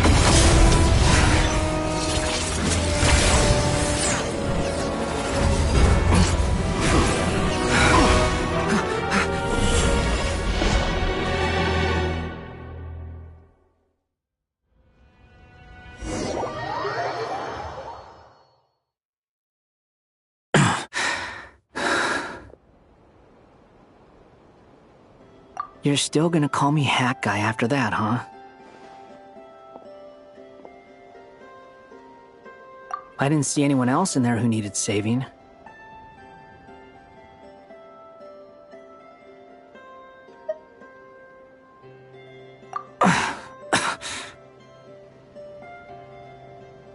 It's nothing. I'll be fine. Why are you looking at me like that? Is it that shocking that I'd come to your rescue? I owed you a favor back in Sumeru. Now we're even. Distracting Dotori was tough, I won't lie. He's not gonna fall for the same trick twice. That was my one shot. I'd hoped to use it to take him out. Ugh. I never wanted to obliterate someone more than I do right now. Dotori doesn't recognize me, but his segments were originally made based on an analysis of my operational principles. I expect it's only a matter of time before he figures out what I am. So Dotori doesn't recognize Wanderer because he deleted himself from Irminsul. Did he really miss his only chance for revenge by saving me? Why the long face?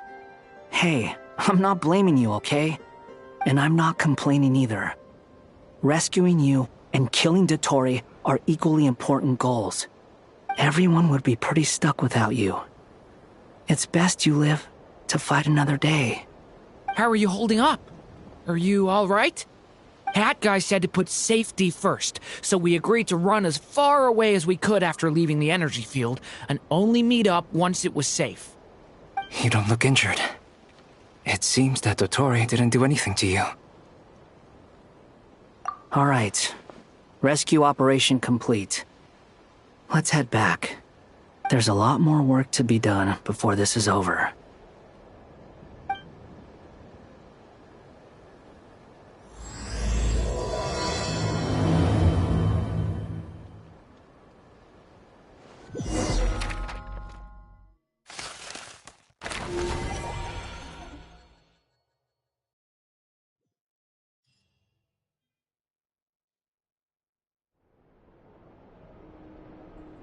Understood.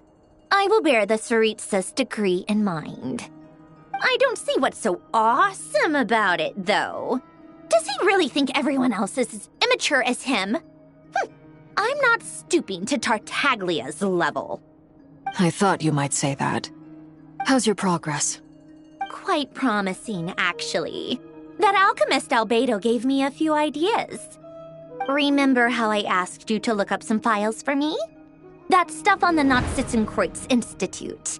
René de Petrichor and Jakob Ingold.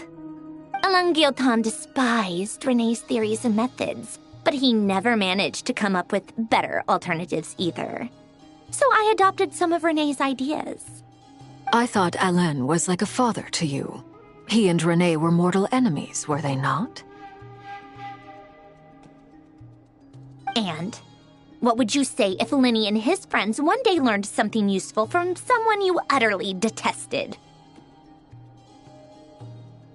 I would applaud them for it. That would mean that they have surpassed me. For all we know, Alain Guillotin might have thought the same thing.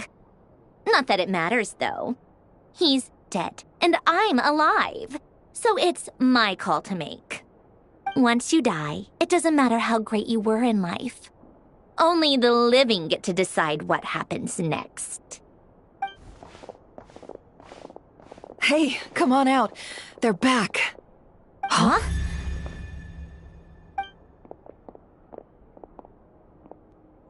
You're back? And your head's still screwed on?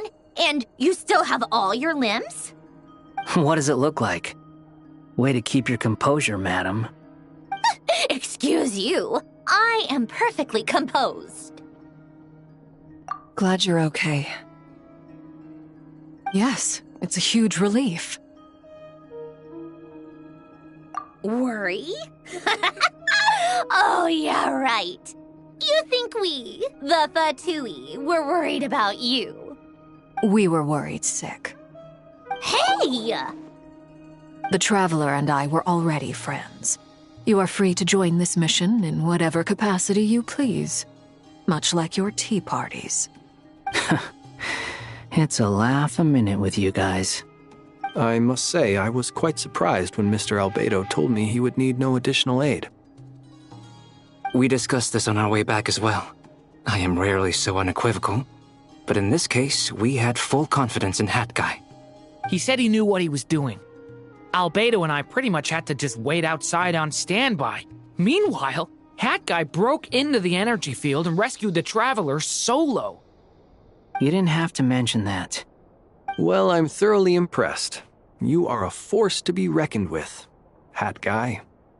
Is she back? Is she really back? Traveler! It's really you! Oh, thank goodness! Paimon missed you so much! You can finally breathe easy, Paimon. It's great to have you back in one piece!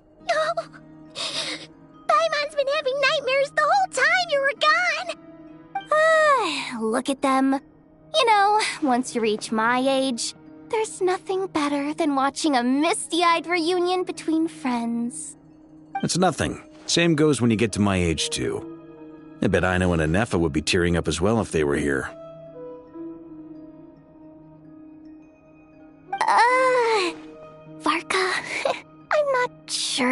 Neffa can cry?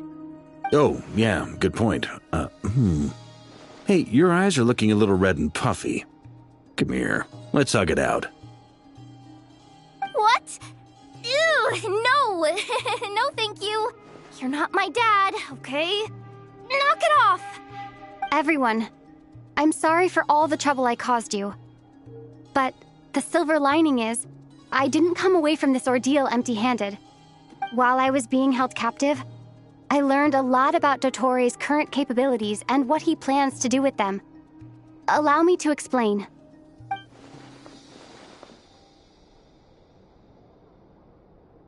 The three moon goddesses were even more powerful than we imagined.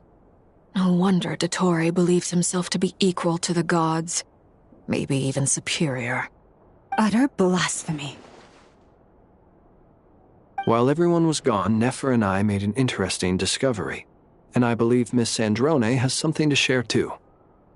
Ma'am, perhaps you could do the honors?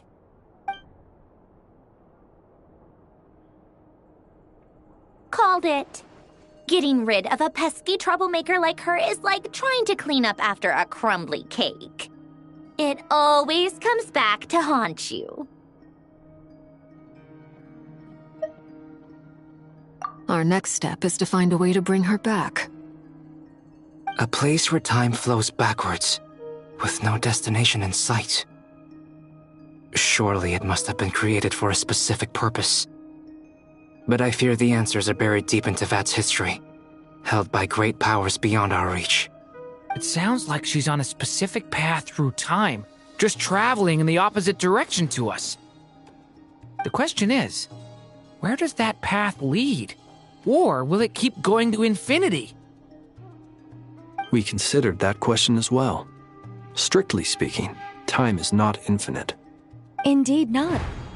Every road has an end. Nicole! You sure loved quietly sneaking in mid-conversation.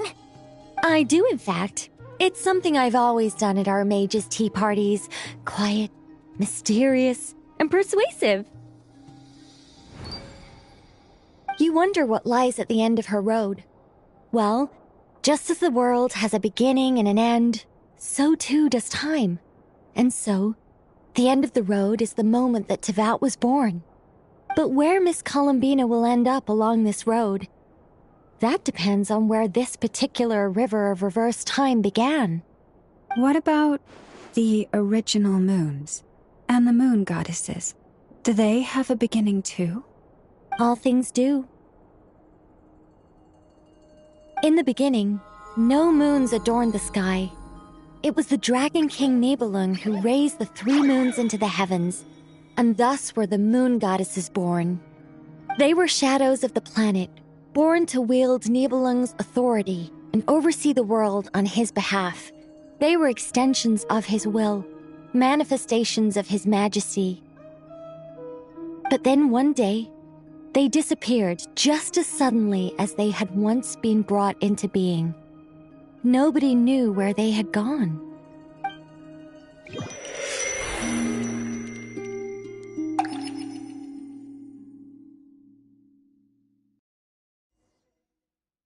Like I thought, no more paths back to reality have emerged since. But how can I be sure that I'm going the right way without scenes from reality to keep me on track? I can't even be sure of how long I've been walking for. The further I travel, the less stable this space becomes. There are even moments where I can sense something that feels like abyssal energy. They can just materialize out of thin air. I have to keep my wits about me.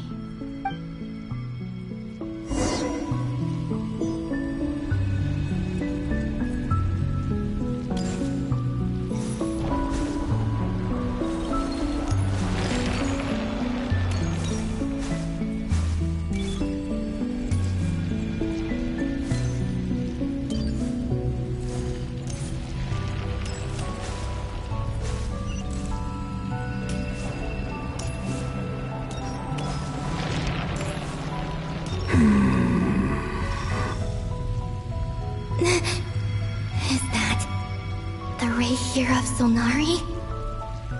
I can't believe he survived. How did he do it?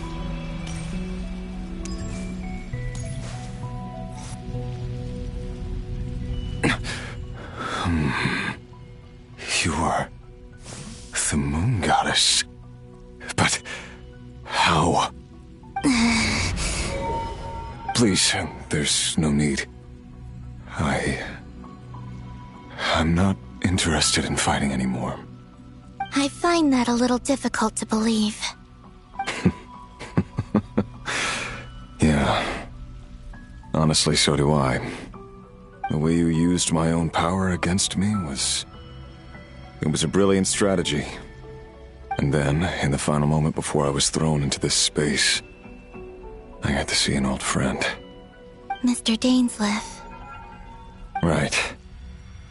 It was so long ago now. But we were friends once. When I first got here, I was filled with hatred, remorse, and rage. How I cursed and devoured. I tore everything here apart. I was consumed by the desire to leave this place and have my vengeance. But to no avail. This is a place with no exit. This is the second time I've entered this space. Though I have no memory of the first. I was torn to shreds the moment I entered. But this time I survived. It must be partly because of this new body. And partly because of all the Kuvaki I absorbed in Nodcry. Are you the source of the abyssal power in here? Not all of it. Some is from when I first arrived here and tried to destroy everything. But there was already a degree of abyssal power here before I entered. And like a venomous snake baking in the merciless sun, it tried to slither into my shadow. Tried to? So, you rejected it? Yes. Because after that, the world suddenly became silent for a moment. What do you mean? The voices in my head, they were gone. And then I saw her. Her? Thelindis. My former lover. Never mentioned that she saw a memory of Thelindis leaping into the moon's reflection. More precisely, I saw her afterimage. I'm sure the real her is long gone. She was just an ordinary Conrian. She couldn't have survived here for very long. Anyway, why have you come here? Didn't you know it was a dead end? If I hadn't escaped through the moon gate, my friends would have been in far greater danger. Oh, I see. Because of your power. The power of a moon goddess. What? You'd like to know how I know, wouldn't you? The one who resurrected me said so. I could hear a deep lust for power in his voice. Do you mean... Dottore? Dottore. So that's what he's called. He'd been collecting fragments of my body for a long time. Also that he could resurrect me at the moment of his choosing.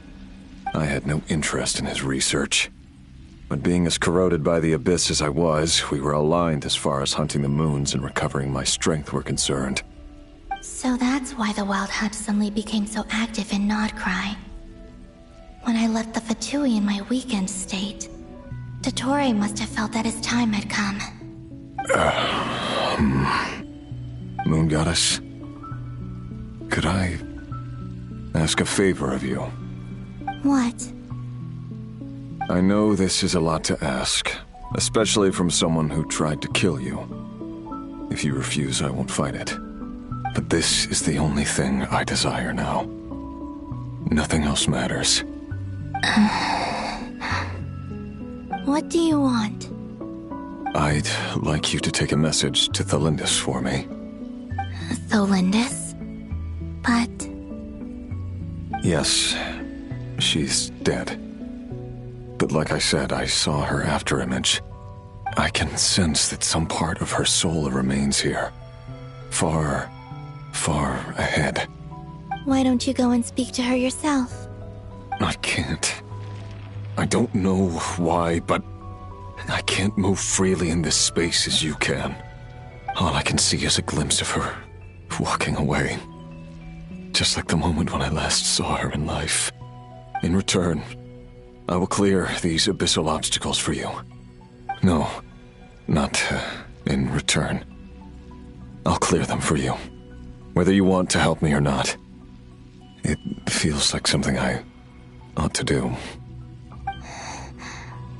Why? Yeah. Why, indeed. I've been asking myself that question a lot recently. Why did I do the things I did? I'm tired of it all. Tired of the person I became. People used me. Then I turned around and started using others. I hurt a lot of people. I think I grew tired of it long ago.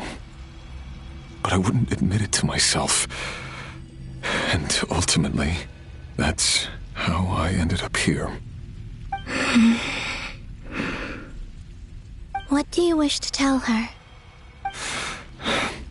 All of it. My past. My mistakes. Everything that happened after we were separated. Is it okay if I give her the abridged version? Yeah, I'm sure there's plenty you can skip over. Just tell her the important parts. Whatever you think that means. Like the part where you relentlessly tried to kill us? It's up to you. Love demands honesty. But my relationship with Thelindis was built on lies. We hid too much from each other.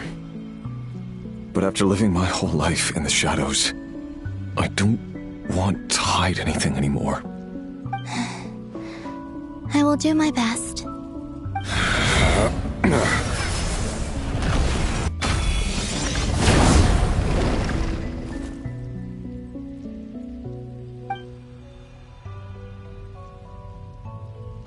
There. The abyss will no longer stand in your way. Even though Mr. Dainsliff felt he had to fight you, I think he still regarded you as a friend. Dane? He said that you betrayed him, but he also felt great remorse at never having understood what you were truly going through. Why tell me this? Because if he'd known that someone could take a message to you, I believe that's what he would have said. Thank you. It means a lot. I know this will sound strange coming from me, but don't die, Moon Goddess. I can tell that you're determined to get out of here.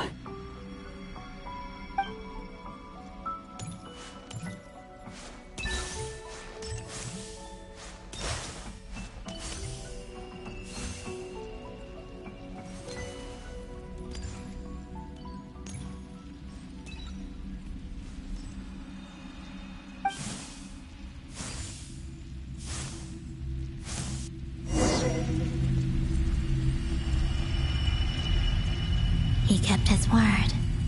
The abyss is no longer obstructing my path.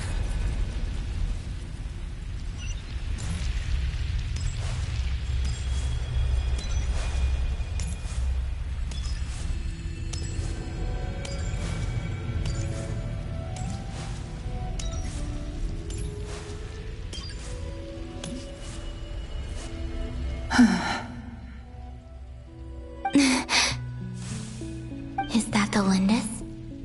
She wasn't far off at all. And yet, they can never meet. Hello, Miss Thelindis. Who are you? How do you know my name? I've never seen anyone else here before. You can call me Columbina. I promised Rerir that I'd bring a message to you. Rerir? My Rerir? Is he well? He's doing better than he was. Better than he was, huh? Sounds like he's had a pretty rough time. Others have had a rough time on his account too. In many cases, their time ran out because of him. And I'm not just talking about the children of the Crimson Moon. So, things got worse before they got better. Could you tell me what happened, Miss Columbina? Are you sure you wish to know? Yes. This is my opportunity to learn the truth. No matter how hard it is to hear, I have to know. I admire your courage. However, time is short. I cannot stay here for long.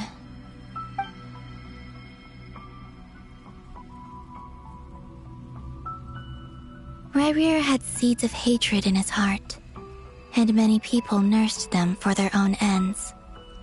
On some level, everything he did was to try and find a way to see you again. But in the end, he came to regret his mistakes. He wanted to apologize for hiding his past from you. Beyond that, he did not say specifically what it was he wished to convey to you, but I'm sure that you've always been on his mind. You are what has kept him going over all these years.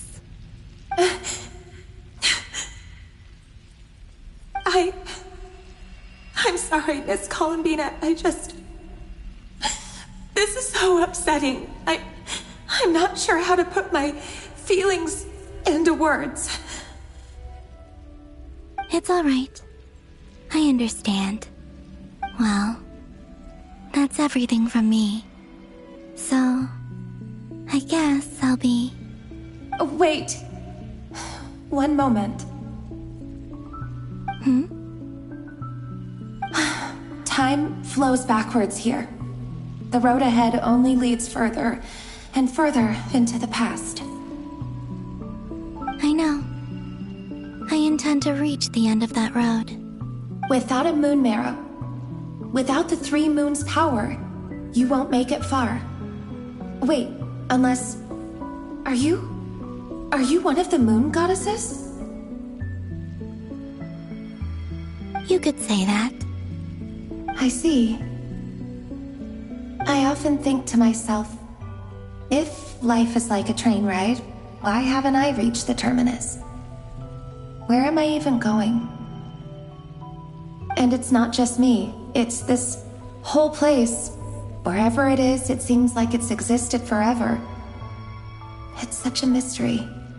Where is it going? I must seem so ridiculous.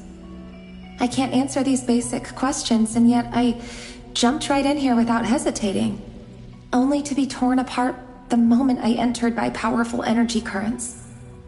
Only my soul remains now. Thinking back, I was suddenly overcome with fear and terror in that moment. Perhaps I too became bewitched by the abyss. I may have been the leverage it needed to control Rerir. I used to be a researcher at the Universitas Magistrorum in Conria, researching the iridescent moon's marrow. Eventually, I came to the conclusion that time in here flows in reverse. Rerir was one of the Venster King's retainers. With me, he was in an impossible position. It plagued him constantly. I wanted to help him escape his lot in life. I wanted him to be happy, so I thought I'd use this place to return to the past. At the time, I thought I could just go back to the day that the Venster King first found the prince. It was only after meeting the prince that the Venster King started going too far with his research into the abyss. That was the day all of our woes began.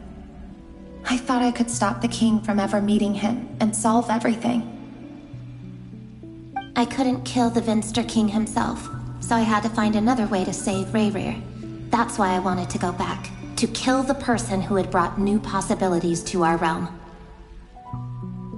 I'm sure it was a futile endeavor, but the Abyss probably enhances the basest human desires. So I naively hoped I could change everything. But I was simply too weak. Like a speck of dust against the whole universe. Look at me. I didn't even survive the journey here. Not physically, at least. I know I'm never getting out of here. But you're different. You can make it, and I want to help you. I owe you that much. How do you plan to help me? Have you noticed the golden energy that exists here? Based on my past research and my observations since coming here, I believe they carry you forward faster. I can share what I've learned and help you understand the pattern in which this energy appears.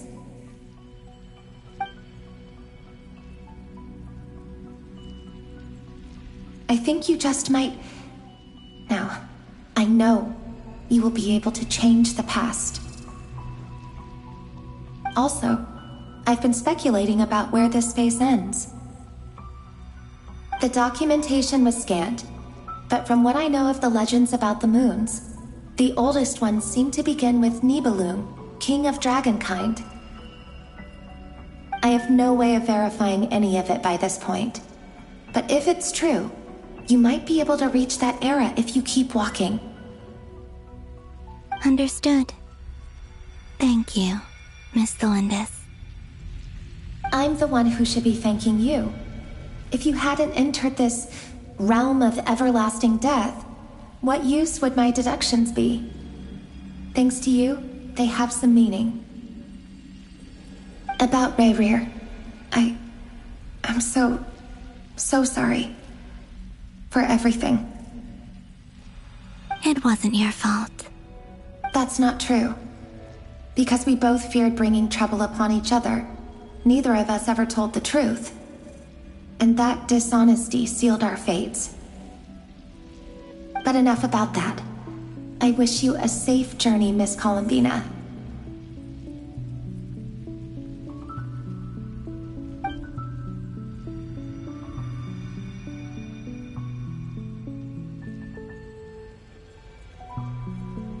And may the outside world never have to experience pain like this again. Rayrir, you're there, aren't you? I cannot see you, because you exist in the future. I expect we'll be trapped in this prison of space-time for all eternity. But please, gaze upon the past, and then sit for a while. Let's find a place to sit down together, just like we did when we first met.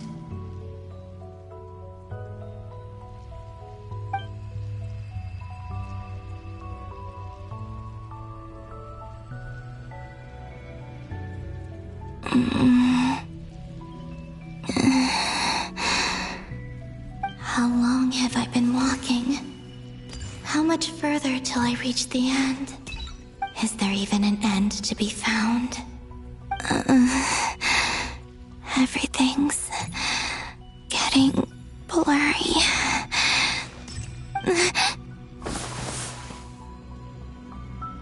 Huh? Are you all right, little sister? Have you come from the distant future?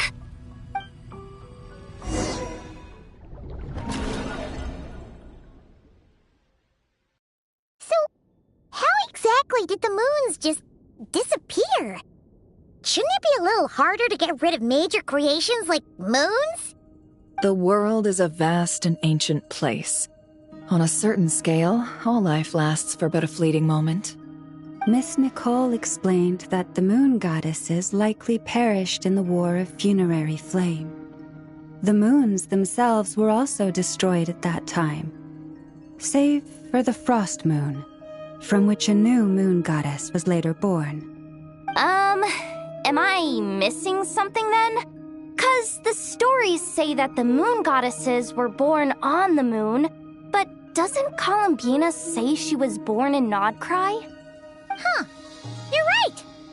Why do their birthplaces differ? What's the difference between the two generations of moon goddesses? Also, remember what Sandrone said? Her scans detected 4 moons. In other words, 4 moon marrows.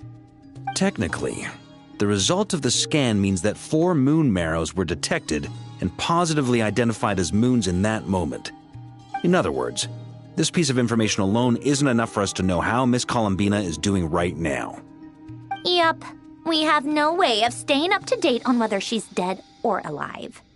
She's on her own for now. But at least she's trying her best to get back to us. Yeah. She's a tough cookie. And a sore loser, too. We have to trust that she'll find a way. Because we really need her power. As much as it pains me to say it, we've got no chance of beating Dottore in a straight-up fight. He's much too powerful. It wouldn't even be close. That maniac is going to devour everything in his path until he reaches us. We need to find someone or something that can stop him before he does anything worse. I'll be frank. Our only hope of defeating this false god is with a real moon goddess on our side. I'm not just saying this because Columbina's a friend and I want her back safe and sound. It's just the truth. And I know that even she was no match for him when he attacked, but I don't have a better solution. We're not giving up on saving her, whether she can defeat Dottore or not. Right. Don't worry, Miss Sandrone. We're all aligned on saving Columbina. No one's trying to argue that we can only justify saving our friend because it will help save the world. This is about multitasking. We want to save both. So, she's more than just a moon goddess to you guys? Absolutely. Duh! She's part of the gang! And you are too, you know. Yes, I know. You don't need to labor the point. I knew that the moment I came running over with my documents that I was part of the in-group. I mean, if Arlecchino can fit in, I certainly can. Anyway, as for how we get Columbina back, I've been working on it constantly. But I think I'm still lacking certain information about the moon. I'd probably get there if I could continue my calculations, but the problem is, I've run out of computing power. Computing power? You mean you need more energy?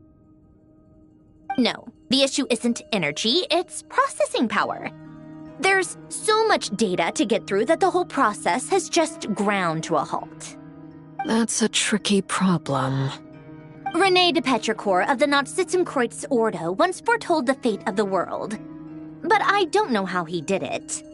My guess is that he used the primordial sea's power. However, that won't work for me. His methodology was vastly different from my own. What's worse, they're incompatible. And, to top it all off, we can't even leave Nodcry. Ugh, this is so annoying. If I'd known we'd run into a bottleneck like this... Well, no, the design bureau's a bust as well. Curse that Dottore! Couldn't have made this harder for me if he tried. Oh, what do we do then?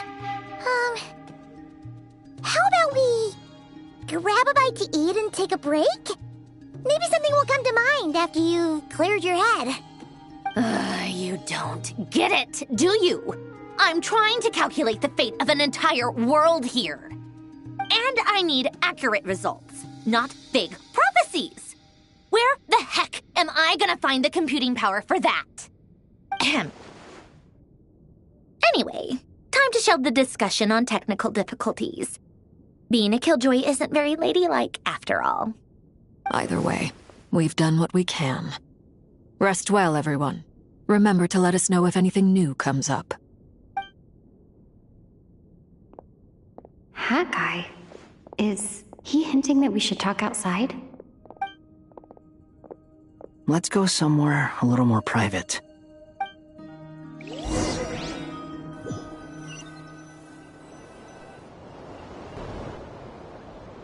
You know that Dori went back to Sumeru, right? Yeah. She mentioned she was planning to head back. Things aren't looking good for Notcry. She's gone to spread the word so that Sumeru has a chance to prepare for the worst. From what I know of Dottore, there are two possible reasons why he hasn't made a move yet. One is that he's still working through some kinks in his new powers. The other is, he wants to see how we're going to react. He'll easily devour everything eventually, so I guess he's in no rush to make it happen. The first false god he made was me. Now it's his turn. Even though my records were erased from Irminsul, Dottore's ideas haven't changed one bit. He once told me that becoming a god was like turning yourself into a hungry wolf or giant serpent to devour the moon. Clearly, he began studying the moon goddess's powers long before he even tried making a god. He's always wanted to get his greedy hands on divine authority one way or another. And in the end, he devoured the moon where I failed. In the desert of Sumeru, there is a chessboard built by King Deshret, also known as Al-Ahmar. I don't know if it was a real game, or if he was just trying to challenge his servants and citizens in some way. But creating games and setting rules, gods do that as a matter of course. That's the kind of power Dottore craves. Now he has the Trilunar Authority. His power is leagues beyond the common people. I don't think there's any point in other nations rushing to the front line. They're better off focusing on defense and hoping they can fend off any threats that spill out from Notcry. Either way, Dori will inform Lesser Lord Kusanali, and she will contact the other gods in turn. The Seven will have some recourse available. If nothing else, their protection should keep the rest of the world from descending into chaos as quickly as Notcry has. So on the bright side, even if Notcry is doomed, your friends in other nations won't be in any immediate peril. That's good to know. But I'm not ready to give up on Notcry yet. There's a word for people who refuse to let anything go. It's called being greedy. Maybe it sounds greedy to you, and probably naive too. But whatever you call it, that's what gives me the determination to keep fighting. Battles are fleeting, but the will to fight is a long-term commitment. Give up for even a moment, and your resolve will shatter. Why do you always feel the need to do the right thing? No one is born to be a savior. I mean, who's gonna criticize you if you fail, or give up? Don't take this the wrong way, but Dottore said something similar to me. I guess the Fatui attracts people who don't believe in saviors. Not necessarily. It's less about belief for me. I just want to know how determined you really are. After all, I don't owe anything to anyone else here. Only you. You look kinda worried. If your arch-nemesis was about to achieve their ultimate goal, I think you might feel a little worried too. That's true. Dottore is about to become an omniscient, omnipotent deity. That's gotta be a bitter pill to swallow. Still, you're calmer than I expected. Obviously. I have to admit that my past self was a reckless fool who misunderstood not only the point of revenge, but how to achieve it. And as much as I want my vengeance, I know I'm not gonna get it by acting alone. If the world's taught me anything, it's to think before I act. Too bad it never taught me any other virtues, though. So, I am going to destroy Dottore, no matter what it takes. So, what's your plan? I'll get to that. First, tell me, what do you think of Sandrone? Just like Paimon said, she's a friend, part of the gang. How much do you trust her? This is a serious question. Think carefully before you answer. Although she's with the Fatui, she has her own values, and she's helped us a lot. If nothing else, she's clearly going the extra mile for Columbina. I see no reason not to trust her. If you say so. In that case, the three of us need to talk. I have some thoughts about her computing problem. It can be solved, but it will come with a cost. How much? If I can afford it, I'll cover it. Sometimes your heroism really backs me into a corner. You know that? Come on, let's go talk to her.